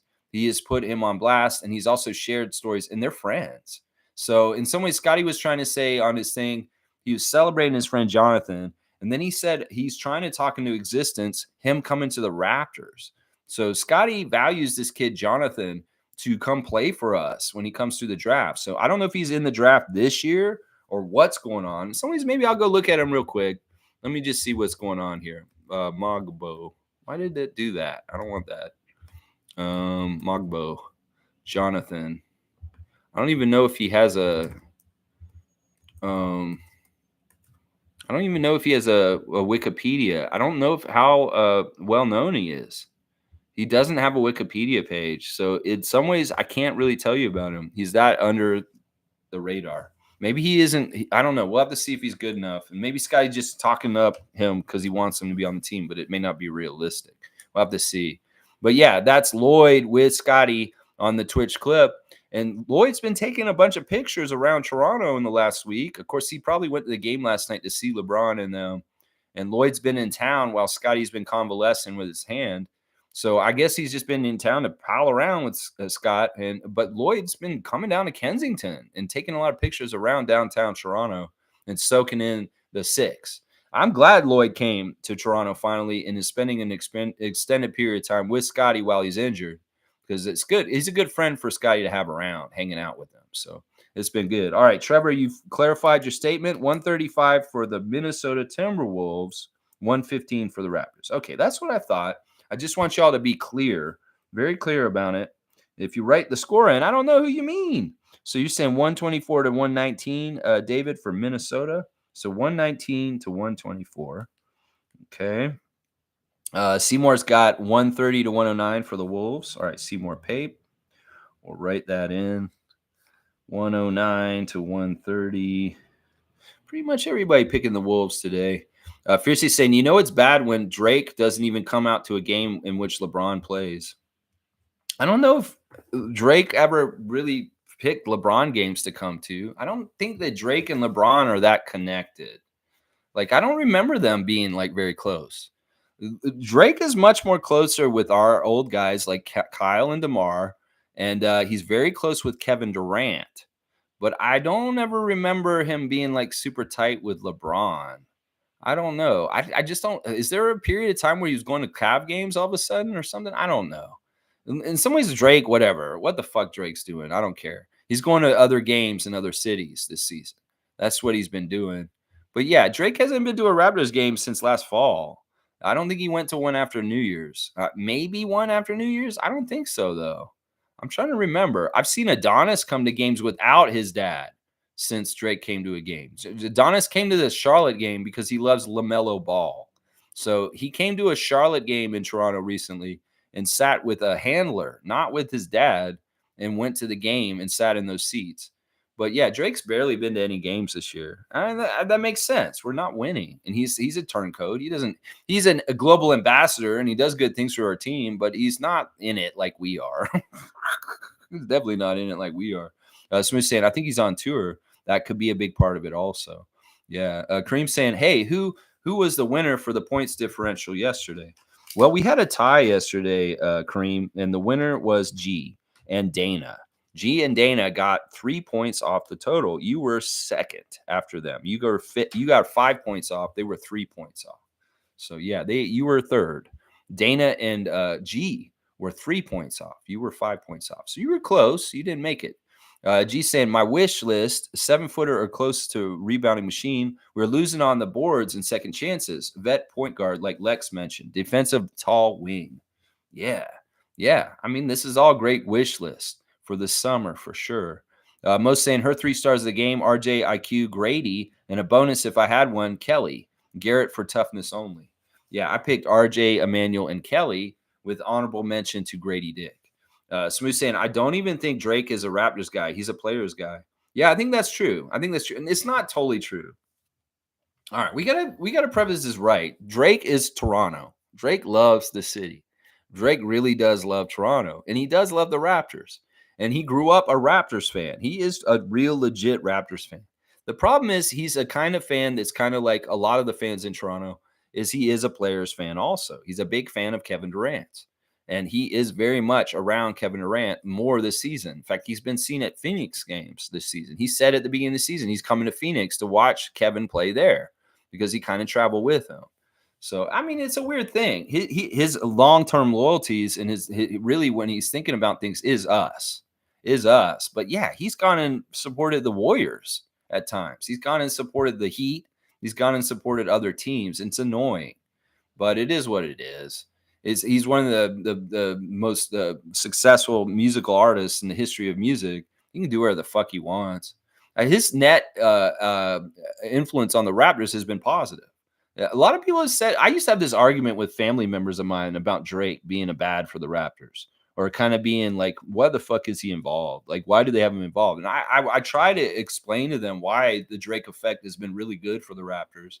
I mean, in some ways, I could tell you exactly the biggest contribution that Drake has given us is not only that he's been made it more attractive for generally for NBA players to come and play for the Raptors, because it is kind of cool to be able to go to Drake's house if you join the Raptors. Trust me, it is kind of cool, and that does help with recruiting and being more attractive to free agents. But the biggest contribution that Drake did to help the Raptors is the help with our style and the way our jerseys look. We changed our jerseys from the different look around 2010 when he came in, and he helped us develop our chevrons and our black and red kind of looks and all that kind of stuff. He had a huge impact on the reason why our jerseys look like they have for the last 10 years and versus what they used to look like. Our jerseys are much better looking at this point. Some people don't like the chevrons. Some people don't like the colors. But honestly, these jerseys are better than the jerseys from before, honestly. The color scheme's just better, and I like it better. So that's the main contribution I would give Drake. is that he helped our style and the look of our team more attractive for free agents and fans in general. So that's kind of how I look at it with him. Yeah. Yeah, it's Drake. Drake is Drake. Drake is Drake. Yeah. Let's see. James has got his score. Let me write it down real quick. 110 to 92 for Minnesota. 92 to 110. All right. Kareem saying Drake is a Raptors guy, but he also has a life. If we were this decent team like the years leading up to the chip, we would see him more often. I think that's true. That's true. He's a casual. Yeah. David's saying is as a casual. He is a casual in some ways. This is true. But once again, I'll say the net benefit of Drake is better than, not having Drake, honestly. Carlos got the news too. We signed Malik Williams to a 10-day. Yeah, I went and looked at him. This is good to have a center. This is smart. I'm glad they're getting a center. Mo's saying RJ talking highly on Grady post game was great. Yeah, it was really cool the comments that RJ Barrett had about Grady Dick after the game. He says that he really likes the kid, that he's fun to play with, and he sees a lot of promise. I can see like really cool synergy starting to grow. Kelly, Scotty, RJ, Grady. That's a really cool little unit with Emmanuel and those guys. There's a really cool personalities. And in some ways, I could see these guys all working really well together because there's some commonalities they have. And in some ways, there's a lot of respect in different ways for different people's and different skills. And Grady is definitely impressing his teammates. And that over the backboard shot is going to be impressive to people. So yeah, RJ giving him shine after the game. That makes sense. And it was good to see RJ in the post-game interview. Most of the questions were pretty good. There was one question that was kind of an asshole talking about the tragedy with his brother. It wasn't totally sensitive after the game last night, but whatever. The reporters are going to be idiots. There's certain ones are going to be idiots no matter what. Randolph's here. Beloved Raptors freaks, good morning. May your day be filled with peace, love, and laughter. And rain. There's rain here right now. Thank you, Randolph. Blessings to you and the Phillips family and to all the Raptor Freak families right now. Yeah, David's got the music playing. The music is playing. David's saying, drive your tank quickly down the court. Merrily. This season's we've been creamed. Yeah, I mean, whatever. Whatever. Yeah, there's I don't really even call it a tank. I just call it we're just losing. And that's just how it is. Let's see. Chris is saying Jack Armstrong is all about Burger King Whoppers. On Wednesdays, apparently eating a Whopper supports the team now. Do the current thing, stay cool, and eat Whoppers. That's why you were talking about Whoppers? Okay. I know because he does a little BK. He does a little Whopper. He does a little ad sometimes during the broadcast. Okay, I didn't even see that. In some ways, the way I watch the games, I get a lot of ads cut out, and I like that. I actually like that. Fiercely saying, Lex, I didn't know Damari Carroll was now a Lakers assistant coach. He joined Phil Handy. Yeah, that was interesting to see former Raptor Damari Carroll on the bench of the Lakers, his hair all up, like up in sitting on his head. Yeah, that's kind of cool. I don't think about that guy hardly ever. He is a part of our Raptors history. He was kind of a disappointment for what he could have been, what we were hoping he would be, and the way we brought him in. But hey, he's on the Lakers bench. He's an assistant coach of the Lakers. All right. Let's see. Chris is saying to celebrate LeBron James, I was eat the double bacon Whopper King burger. And Lex, I do remember those $2 burgers. I used to load up on them to save money. That was like 15 years ago. Yeah, I'm talking about even later than that. I was talking about around 2007. So it's like even further back. It's like maybe 16, 17 years ago. I was getting the King deals. And I remember the fish one was on Friday. And I was like, all right, I'm going to treat myself and not have to get the cheap meal on Friday because it's fish and I don't want it. And I wouldn't eat Burger King on the Friday. I'd eat Burger King Monday through Thursday because the meals were always different. There was like a chicken day, the chicken sandwich day. There was like the Whopper day. Yeah, there was different days, and you get the $2 value meal back then. Oh my gosh, those were the days. I'll bet you it's not like that anymore. It's like a $5 value meal at this point, and that was like the regular menu back in the day. At this point, inflation. Carlos saying LeBron's playing days are numbered. Might be a few chances to see him live last night. Yeah, there's only a few left, and that's why they came out to see him. Nameless is saying, I don't want to win tonight. Portland plays the Wizards. Let's catch them too. You want to get even lower? I don't know if that's possible. I don't know if that's possible to get much lower in the standings than where we are right now. I mean, I really don't. I really, really don't. Carlos saying, yeah, I don't want a win also, but a competitive loss though. Yeah, I don't want to get embarrassed. In some ways, the game was turning embarrassing when D'Angelo Russell cranked it up late in the game. That really got widened. But thank God the garbage time got closed up again, and the margin wasn't super huge by the end of the game against the Lakers last night. That was kind of pissing me off. That the margin was getting to being like almost 30 points. All right, I'm glad it shrunk back to under 20 by the end of the game because yeah, that's one thing that we don't want to do. Darko will get mad at some point last night when the team was really struggling and not playing the right level of excellence. He got really pissed and called a timeout, and he wasn't totally happy after the game when he did his press conference about the effort at times with the Raptors last night. That there wasn't a standard of excellence that was met by our second unit and certain times during the game last night. It's too bad. It is what it is. That's one thing. It's like it's okay to lose in some ways, but don't lose to a point where it's like you are so bad that you're making us look bad. Is kind of what Carlos saying here. Nameless is saying we may even catch Portland. I don't want to jeopardize that. All right. I don't even know if this is realistic, what you're saying. This sounds crazy, what you're saying. Let me go look at the standings real quick and see if this is. I don't think they're anywhere near us. You're saying this, and no. See, we have 4 more wins than Portland. They have to win 4 games by the end of the year. Portland, we can't depend on that to happen for us to get below them, and we're not going to try and lose all the way out. And they got to win. They don't only have to win 4 games; they have to win 5 of their last games to pass us. So this is not realistic, Nameless. We're not going to get below Portland in the whole thing. That would help. That would be insurance. That would keep our pick for sure, probably, because even if somebody jumps ahead of us, we slot back into the 6th spot. But we're not going to catch Portland. They're 19 wins. We have 23. They have to have less wins than us for that to happen, and it's just not going to happen, guys. It's just not going to happen. Fiercely saying good morning to my brother Carl. That's awesome.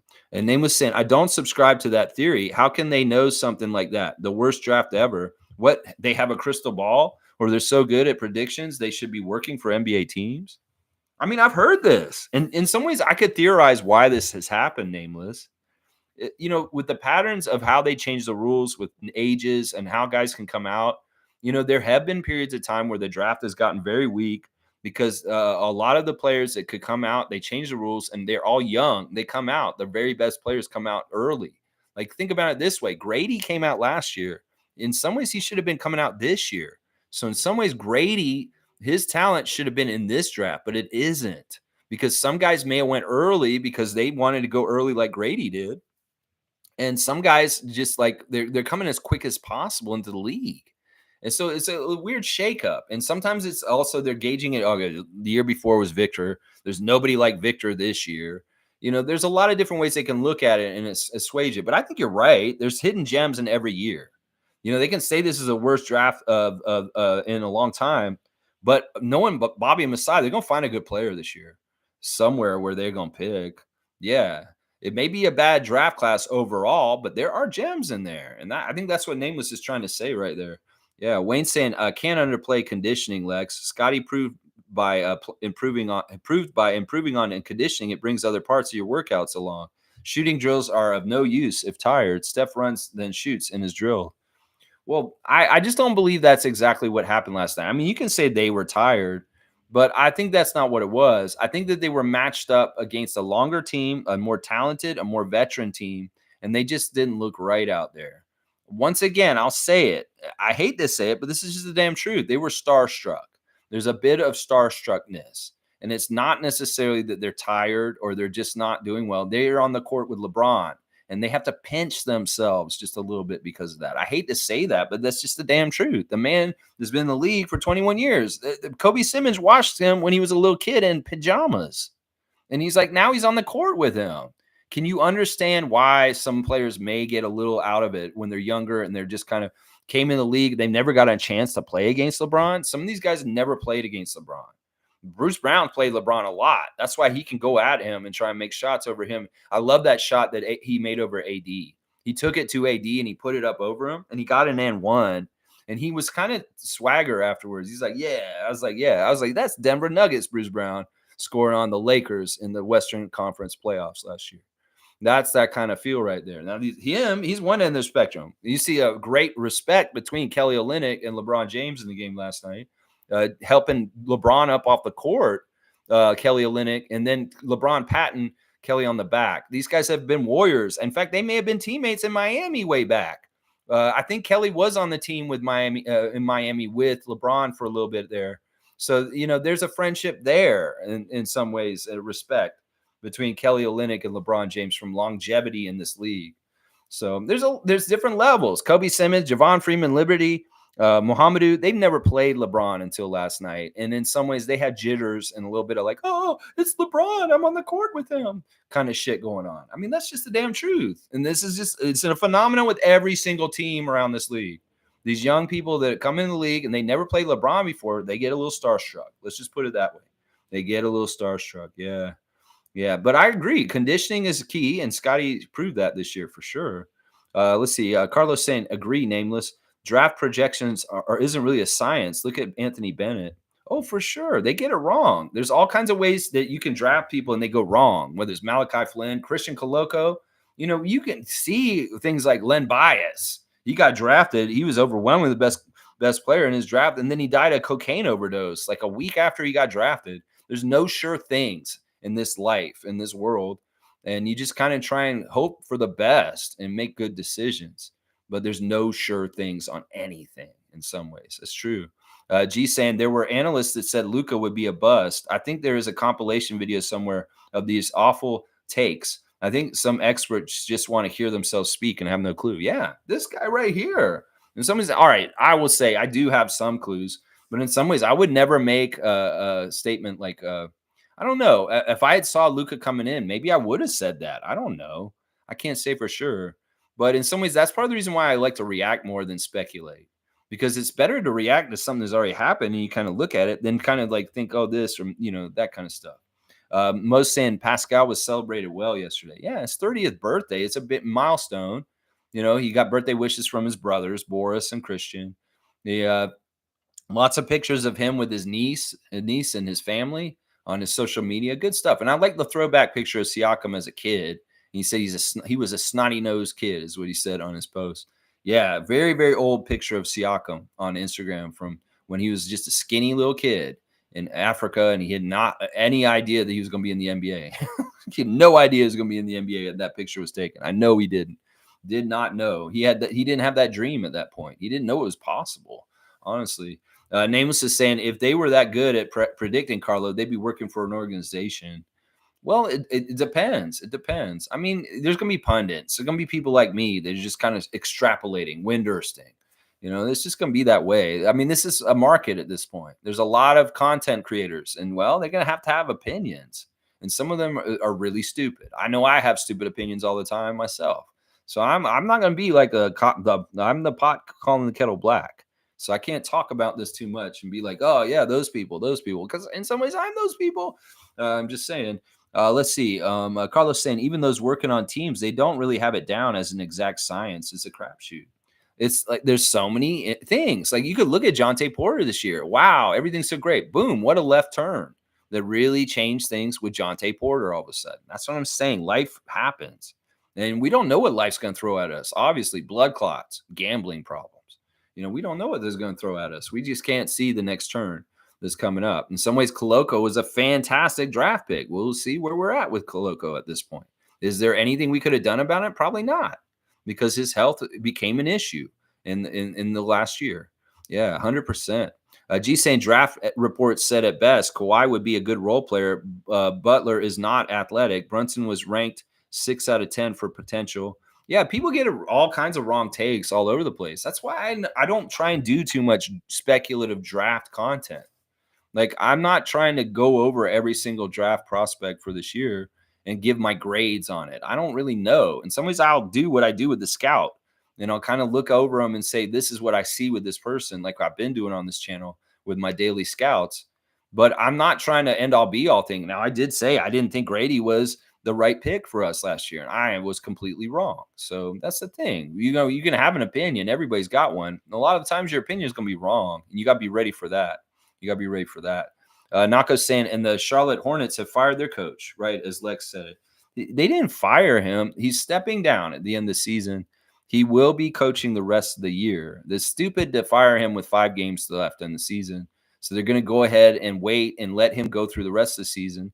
This was going to happen either way. Steve Clifford was a placeholder. They wanted Kenny Atkinson to take the job. He refused it. He took it at first, and then he said, no, wait, I want to stay in Warriors. What am I doing? I don't want to go to Hornets.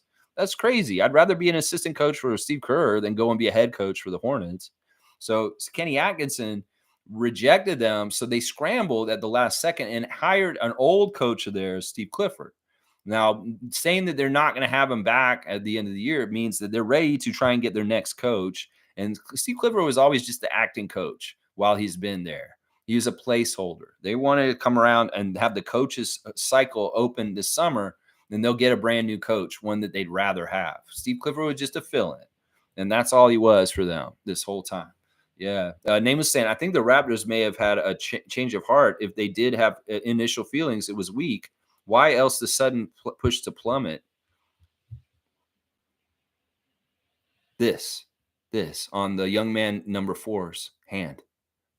This is the only reason why this changed this way. This right here, him hitting his hand on Emmanuel Quickly's leg.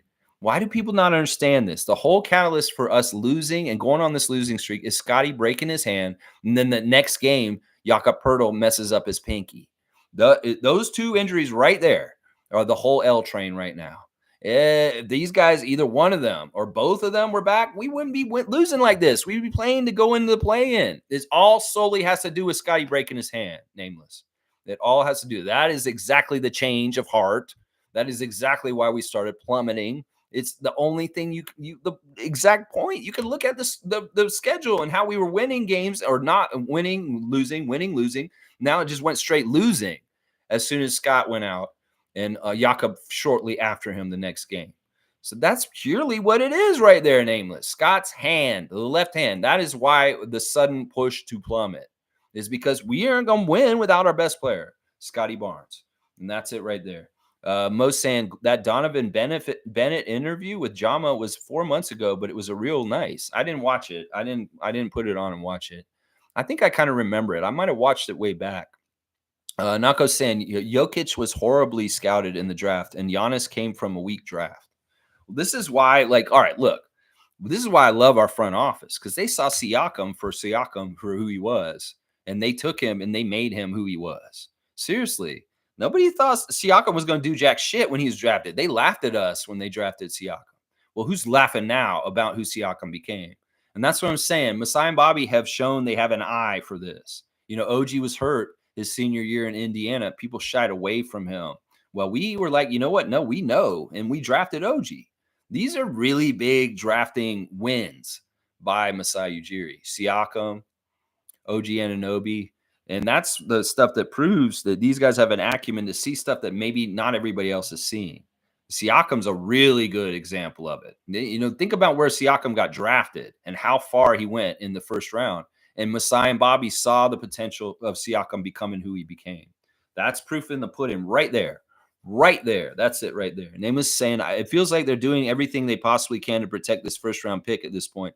They're not even flooring a real NBA roster. How much more obvious can it be?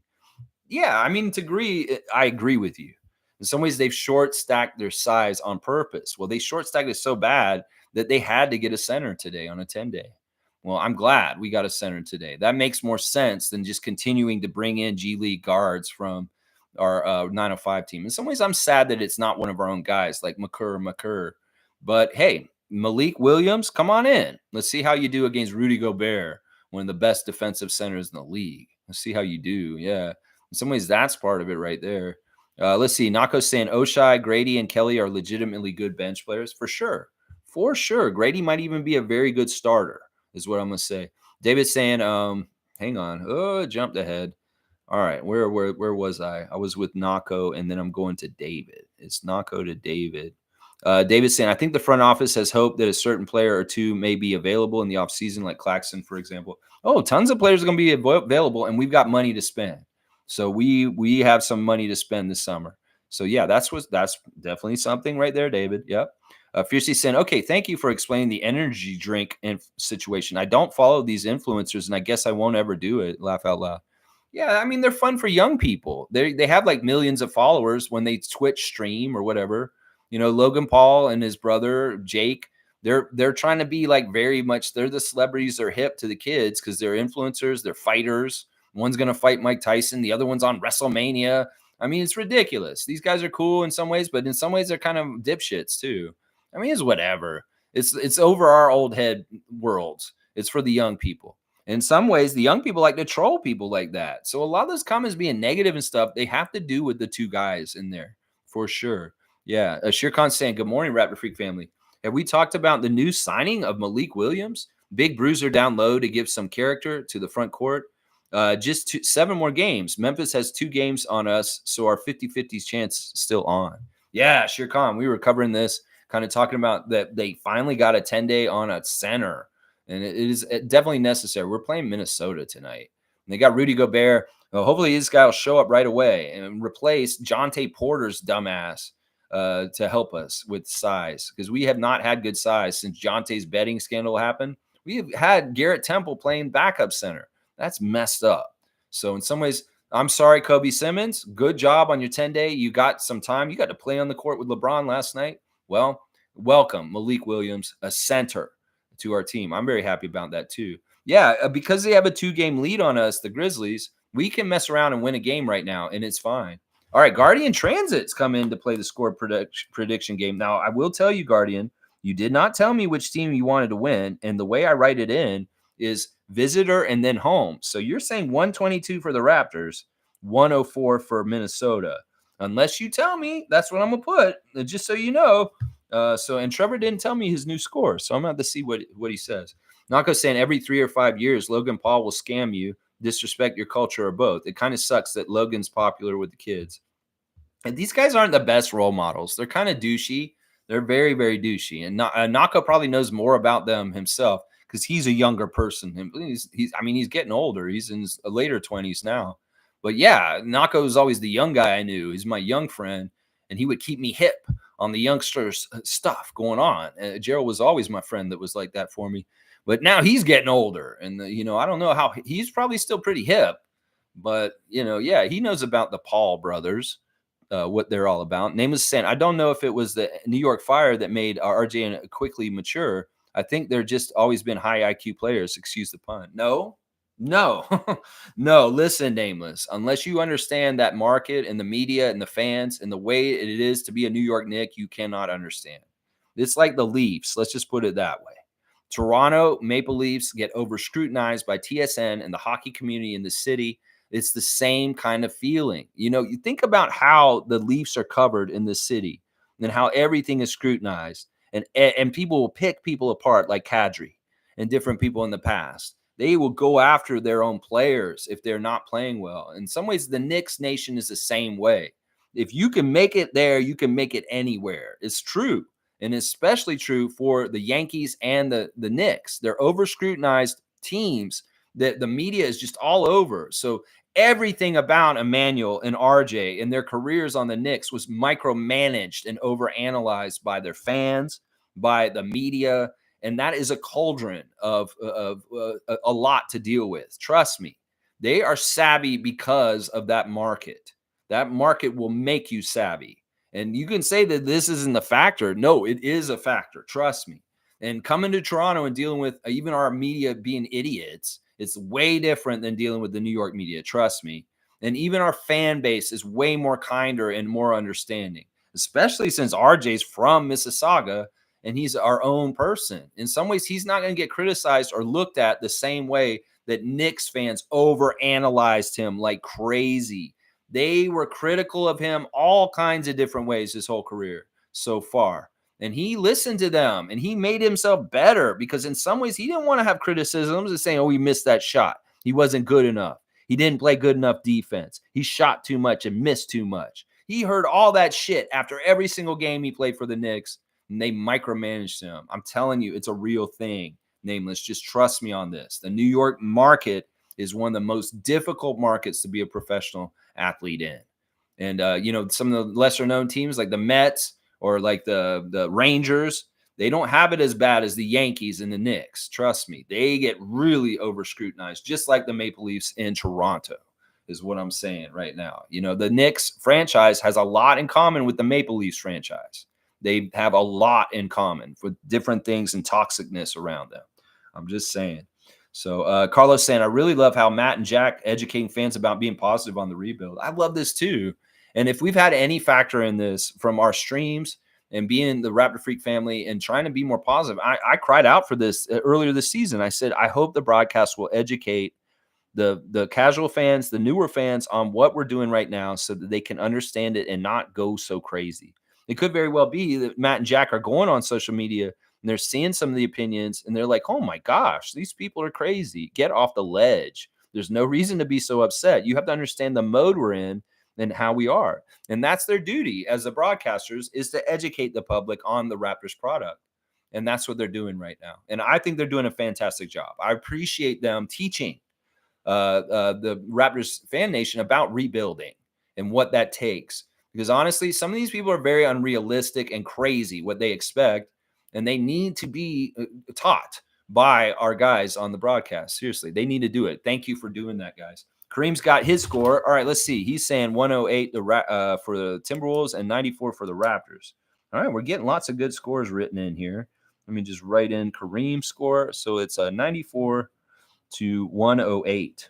All right, good stuff. Get your scores in if you want to play the score game today. No money. This isn't degenerate gambling. This is just for fun.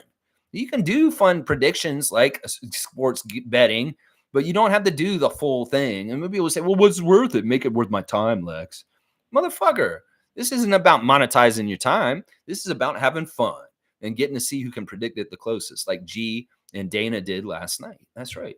Chris is saying, yes, thanks for keeping the train on the track, Lex. Lots of stress talking as the team self-implodes, but the barbecue core is solid, as in barbecue, not a D-joke. Yeah. Listen, if there ain't no barbecue on the court, you ain't seeing the real Raptors product. So don't overreact. If you ain't seeing Barrett, Barnes, and Quickly out there, you ain't seeing the real product right there. All right. And especially if you don't see that big hairy yak out there either. You got to see a big hairy yak on the court to get the real deal Holyfield Toronto Raptors. That's right. That's right. Nameless has got the cutoff. Thank you, my paisano. Chris is saying, okay, 92 to 128. I typed it wrong. Sorry about that. Okay, so you did write it and you put it the other way too. So you brought it down a bit. Okay, so 92 to 128, not 138. All right, you want to make sure there's 10 off. I was like, man, that's such a mean score. 138 to 92. I don't want to watch that. I do not want to watch that game, Chris. The one that you had so 128 to 92. All right, I fixed it. Kareem saying our 3 and 4s have been battling against the NBA's best over the last month. This experience sometimes goes unnoticed. Raptors may not be extremely deep, but heavily experienced. I will say this. This has been such a great period of time for Grady. I'm telling you, the things that he's learning and the amount of minutes and the starting he's doing right now is so, so valuable. Seriously, the stuff that's happening right now and the fact that he's not looking like he doesn't belong, the fact that he isn't looking like some of those other guys we've been talking about, how starstruck and they weren't doing jack shit to help us. Well, Grady was doing things to help us. He was being productive. He does look like he belongs in the starting lineup on an NBA court. And that's fantastic considering that at the beginning of the year, he looked like he may not even belong in this league. He looked like he belongs as a starter in recent times. And this is such valuable experience in reps and time on the court for him, even if we're not winning.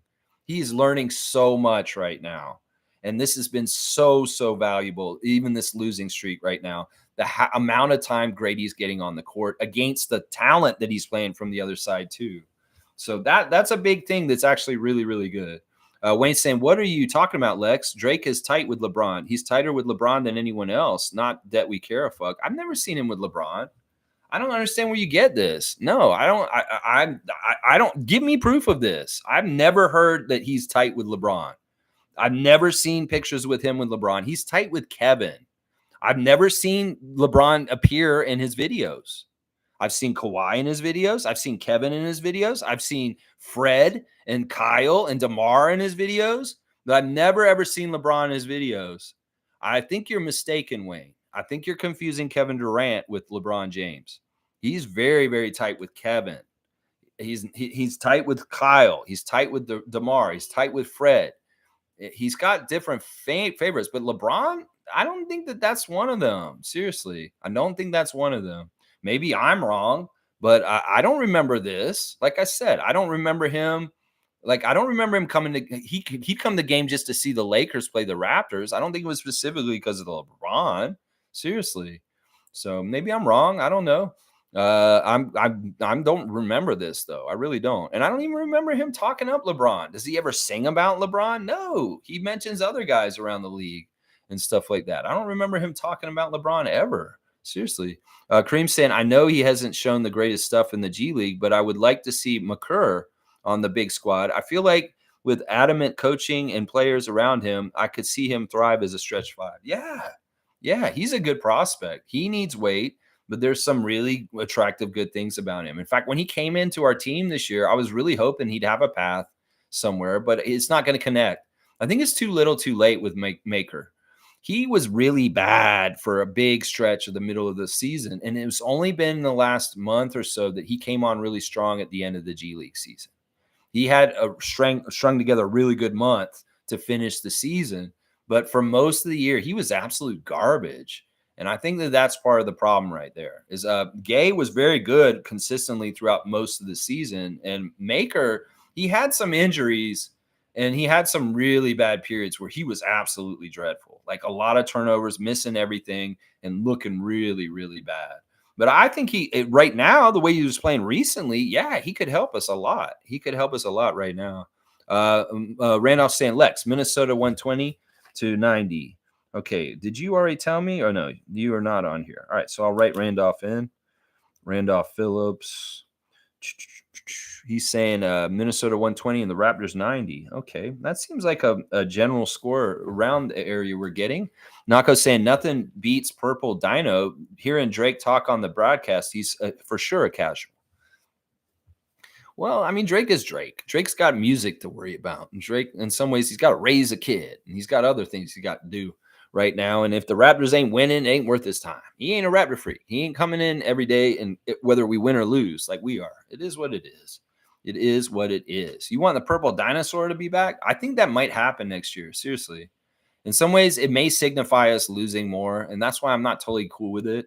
But at 30th anniversary of the Raptors is going to be next season. They're going to definitely do throwbacks. They're going to bring back alumni, and they're going to be at the games. And there probably will be purple dinosaur jerseys next season for special games. I'll bet you money they probably will be.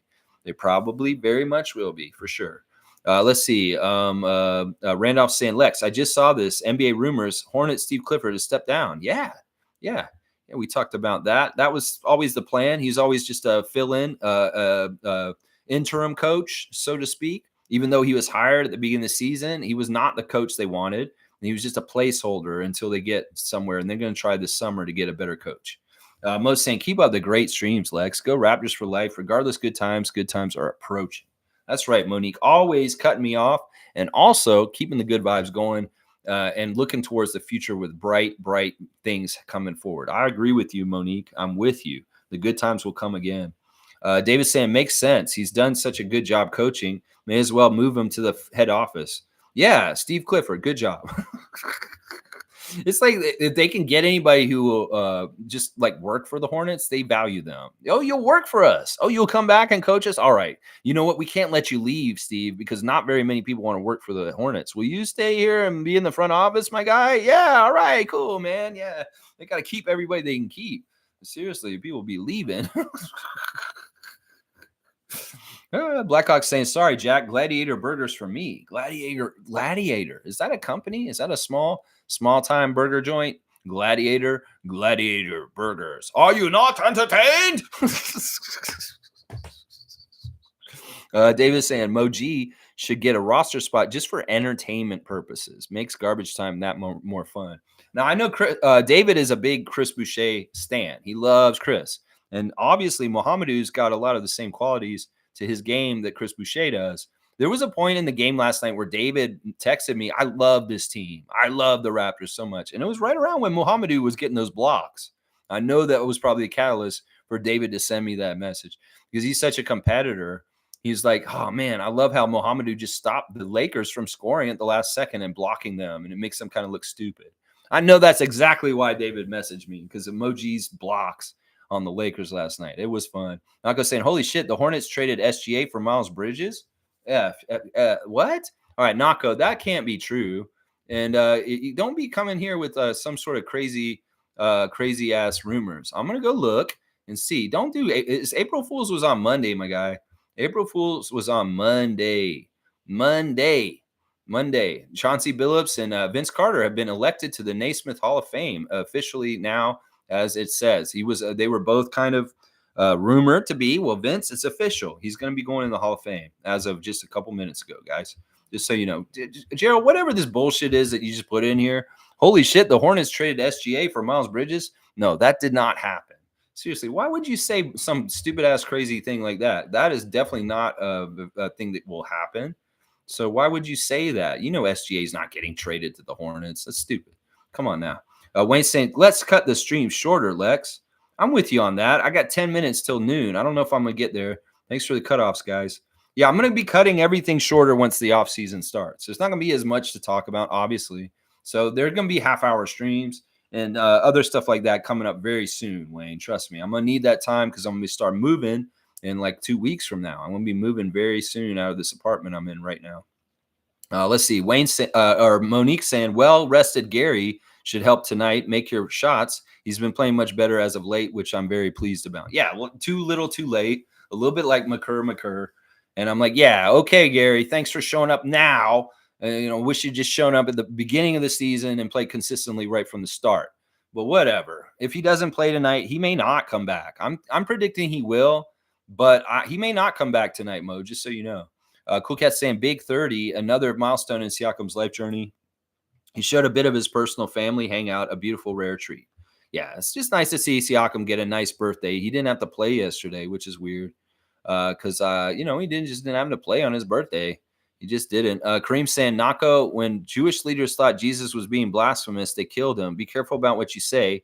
A lie doesn't care who tells it. Wow, that seemed pretty fucking dark. Oh, it gets the weather. Yeah, this is a little too dark. I'm not going to touch this. Chris is saying, well, we all express stupid opinions. It's amazing you do this each day, Lex. Next season, perhaps the playoffs. I think it could happen. I think we could be a playoff team next year. We have to have good health. We have to have good management this summer. And if we have good health and continued learning under Darko's system, yeah, we could be a playoff team next year. I think that anybody who's counting us out for that, they're the same ones who always count us out throughout the history of Masai being in charge of our team. So I would say that, yeah. Carlos saying, Lex, I think you were right with Grady initially, but it looks like Grady has the X factor in basketball field to catch up to the NBA game. Yeah. In some ways, there were X factors about Grady when I scouted him at Kansas last year that I didn't totally see translating to the NBA, but they have. And that has been a really pleasant, awesome surprise. And that's why Masai Bobby do the job they do, and I don't, because they could see stuff that I couldn't see from Grady at Kansas. And now it's translating into the NBA level. And that's fantastic. Chris is saying, I'm off to support and do the current thing. Have a good day, everyone. Raptor your day, Chris, and have a good day. Get your Whopper, my guy. Blackhawk saying, what if the Hornets end up with Jordy? That could happen. That honestly could happen. I wouldn't hate that. In some ways, I want Jordy Fernandez to be a head coach in this league. That may be a good spot for him. It'd be bad for the Kings. But in some ways, it's good for the Raptors, or not for the Raptors, for Team Canada, because he's on East Coast time now. In some ways, look, I don't want him to be on the best team in the East. If he's on the Hornets, he starts helping them, but then he's also on East Coast time for Team Canada and stuff too. That's fine. In some ways, you won't have to have much jet lag, being on Sacramento time to Toronto time for Team Canada stuff. Well, we'll see how it all goes. If they get Jordy Fernandez, I wouldn't be surprised. That's actually a really good hire for them. But will Jordy want that job? He could be like Kenny Atkinson and say, no, I'm good. I'm going to stay with Mike Brown here in Sacramento. Jordy's going to get hired regardless. Yeah, he probably will get hired this summer. There's a good chance that he probably will get a new coaching job. In some ways, I don't like that necessarily because he's got a lot to do with Team Canada in Paris. That in some ways, him setting up a whole new program as a head coach is a huge distraction. So maybe if he doesn't get in a head coaching job this summer, but next summer, that would be better timing for Team Canada stuff, to be honest. Cool Cat saying, wow, just saw that Siakam was nominated for Eastern Conference Player of the Month. Good to see him getting recognized after such an emotional, challenging season. Yeah, he's gotten this award with us in the past. So it'll be, any kind of accolade that a former Raptor or a current Raptor gets, I'm happy. Cool Cat saying, Drake is tight with KD, Kyle, DeMar, Fred, and Curry. Have business partnership with LeBron. Okay, so he's more a business partner with LeBron than actually like hanging out with him.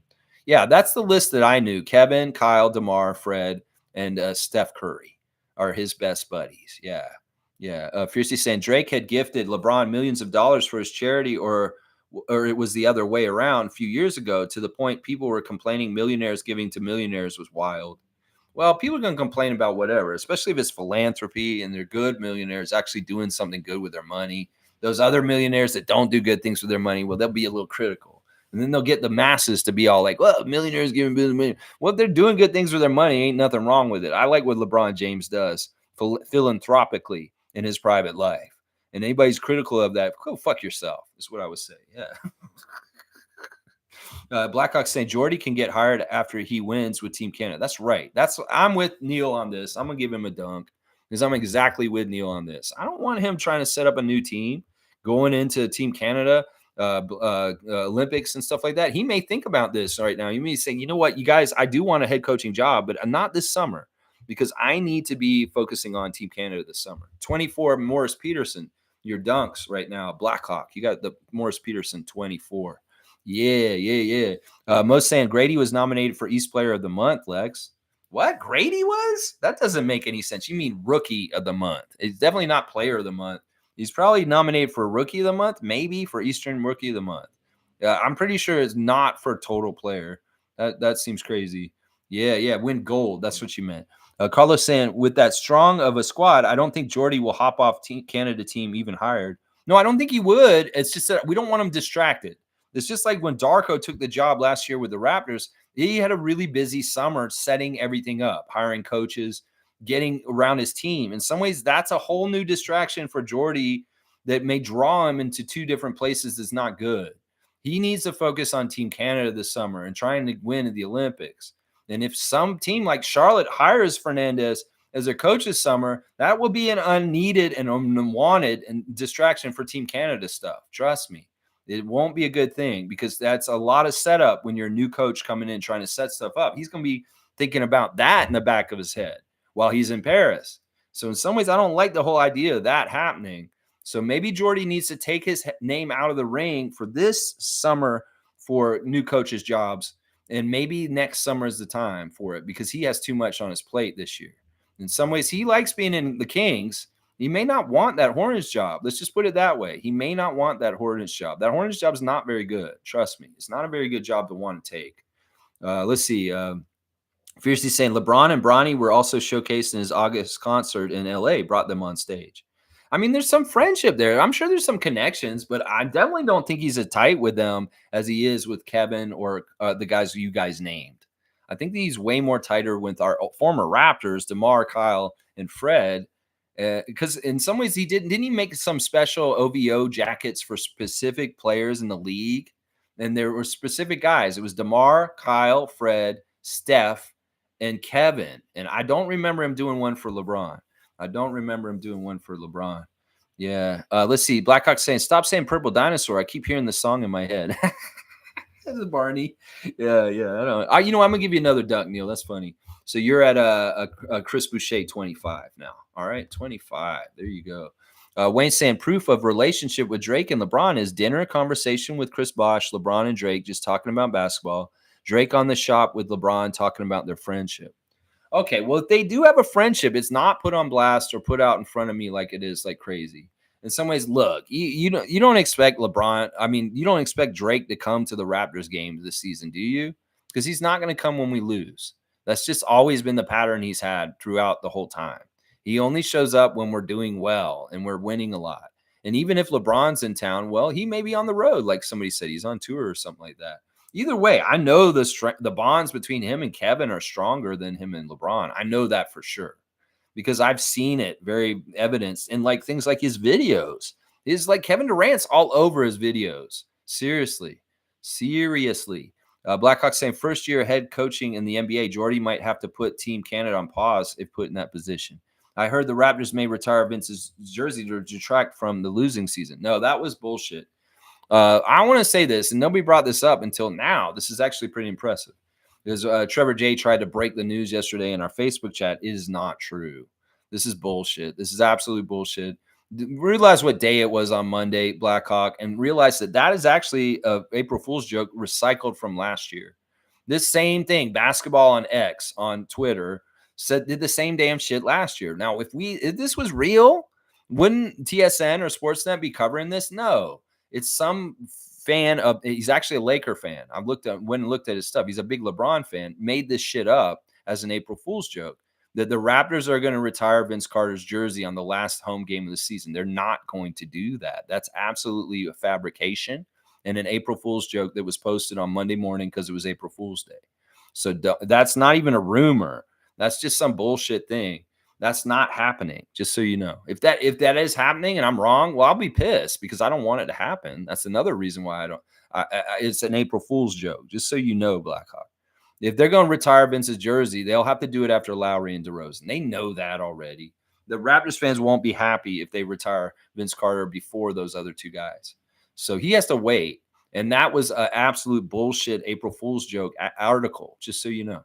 Just so you know. Let's see. Anako saying SGA was drafted by the Hornets and traded to LAC, which is crazy to think about. Yeah. And then he was traded from LAC to Oklahoma City for Paul George, which is crazy to think about. Okay, Nako, I don't understand what your crazy fake news was before.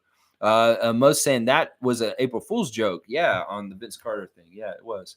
Yeah, it was. What a cruel joke. It was. It is what it is. Fans' overreaction of it. Yeah. I mean, they knew that people would think it's kind of believable. But remember, on the Monday morning, when it's the 1st of April, you can't look at anything and think it's true. You seriously got to go and check other sources to see if it's backed up. And there was nothing anywhere on a reliable news source about the Raptors wanting to retire Vince Carter's jersey on the last home game of the season. No, there's no reliable real source of that. That was an April Fool's article. And I went and looked at it, and I went and looked at the guy who wrote it. It's just some jabroni Lakers fan in LA that has nothing to do with the Raptors or anybody. He's just writing out of his ass, honestly. And I remember they did it last year, too. He had it up before. All right, I'm only 2 minutes past, and I got to the end of the chat. That's pretty damn good. All right, let's do a recap real quick. The injuries for tonight for the Raptors against Minnesota are as such. Gary Trent Jr. was out last night, but I'm speculating he might come back tonight. Bruce Brown went out last night. He could be out tonight because he got hurt in the game last night. I think Agbaji might play today. I'm telling you guys, Agbaji and Trent may be the two guys that come back, and we may see other guys go the other way. Hopefully IQ and RJ will play again. They are not listed as of right now. Chris Boucher, DJ Carton, Jakob Poeltl, Scotty Barnes, Jonte Porter, all out for the Raptors otherwise. I will speculate Agbaji and Trent will return, with Brown maybe going out this time. All right, and on the other side, Minnesota does have a few injuries. It's Karl Anthony Towns. He's out, and Jalen Clark. Yeah, but they've been winning. They've won 5 out of their last 6. The referees for tonight's game are David Guthrie is the referee for the crew chief, and Brent Bernecki is the second ref, and Matt Callio, the Canadian ref, is the third ref tonight. All 3 of the refs favor the Raptors, but we've lost every single game this season that Brent Bernecki was present at. We're 0-5 this season, and we are 0-1 with Matt Callio, and we are 0-1 with David Guthrie also. So all the refs have only refed losing games for the Raptors this season particularly, but statistically over time, they favor us. All right, we lost the Lakers last night, 128-111. G and Dana had the best score predictions. They were just 3 points off the score. My stars of the game were RJ Barrett, Emmanuel Quickley, and Kelly Olynyk. Honorable mention to Grady Dick. Yeah, good stuff by the Lakers. On the other side from LeBron, Anthony Davis, and D'Angelo Russell absolutely killing us later in the game last night. All right, that's pretty much it. Let's wrap it up and get the hell out of here. If you are in the playoffs still, in the Yahoo Fantasy League that we have for the Raptor Freaks, hey, HC has got the lead on David right now, 317-282. And Peter has the lead on Jason Duke, 321 to 273. So we're going to have that final matchup. Will it be Saborin brothers against each other, or will HC get to the finals over David? That'll be very interesting to see. Yeah, so check your fantasy team if you are still involved in it. All right, y'all. We have signed a new player, Malik Williams. Welcome to the Raptors on a 10-day contract. We needed a center. Thank you for coming and being here. Yeah, no birthdays today, Mo. No birthdays today. And Fiercey's got the Raptors over the Wolves. I like that. And Gobert, please be garbage. You do so well. All right, ladies and gentlemen, welcome to the Target Center or some sort of center in Minnesota Timberwolves Arena. And we have a matchup today between the center from France, Rudy Gobert, and we have a matchup with Kelly Olynyk, the center from Team Canada. And this is FIBA rules, microphone handling. No fondling in the wrong areas, Rudy Gobert. Look out. So, yeah, it's a microphone handling competition. No fondling, only handling. You got to handle it. You got to hold it. Don't be all up in here like this. Don't be touching the part where the voice goes into it. Don't touch that part. No. We'll have to see who wins. Kelly Olynyk, Rudy Gobert, microphone handling competition. We'll have to find out later. All right, let's go Raptors. Please like, comment, subscribe, and share. And if you want to join the channel, you can get live Facebook chat messages from me during the game, talking about all the stuff I'm seeing on the court while it's happening, challenges and all kinds of stuff. I'll talk about them right away and stuff like that. Like the Lakers losing their challenge right away last night with that dumb call. That was funny. They called that challenge. They lost their challenge, and they were trying to save a foul on Anthony Davis. Ha, ha, ha, ha, ha. Challenge denied. And you lost your challenges, and you got 3 fouls on Anthony Davis. Ha, ha, ha, ha, ha, ha. I love it. All right, let's go, Raptors. Let's beat Minnesota. Why the fuck not? Let's just do it. Let's just go in there, RJ, and mess them up. We beat them in the first game of the season. We got to beat them again now. All right, y'all. I love y'all. Let's go, Raptor Freak family. Raptorize your day. Do it right way. And let's get a W. And I'll be back tomorrow to react to whatever happens to the game tonight. All right, y'all. Have a great day. I'll see y'all tomorrow. Let's go, Raptors.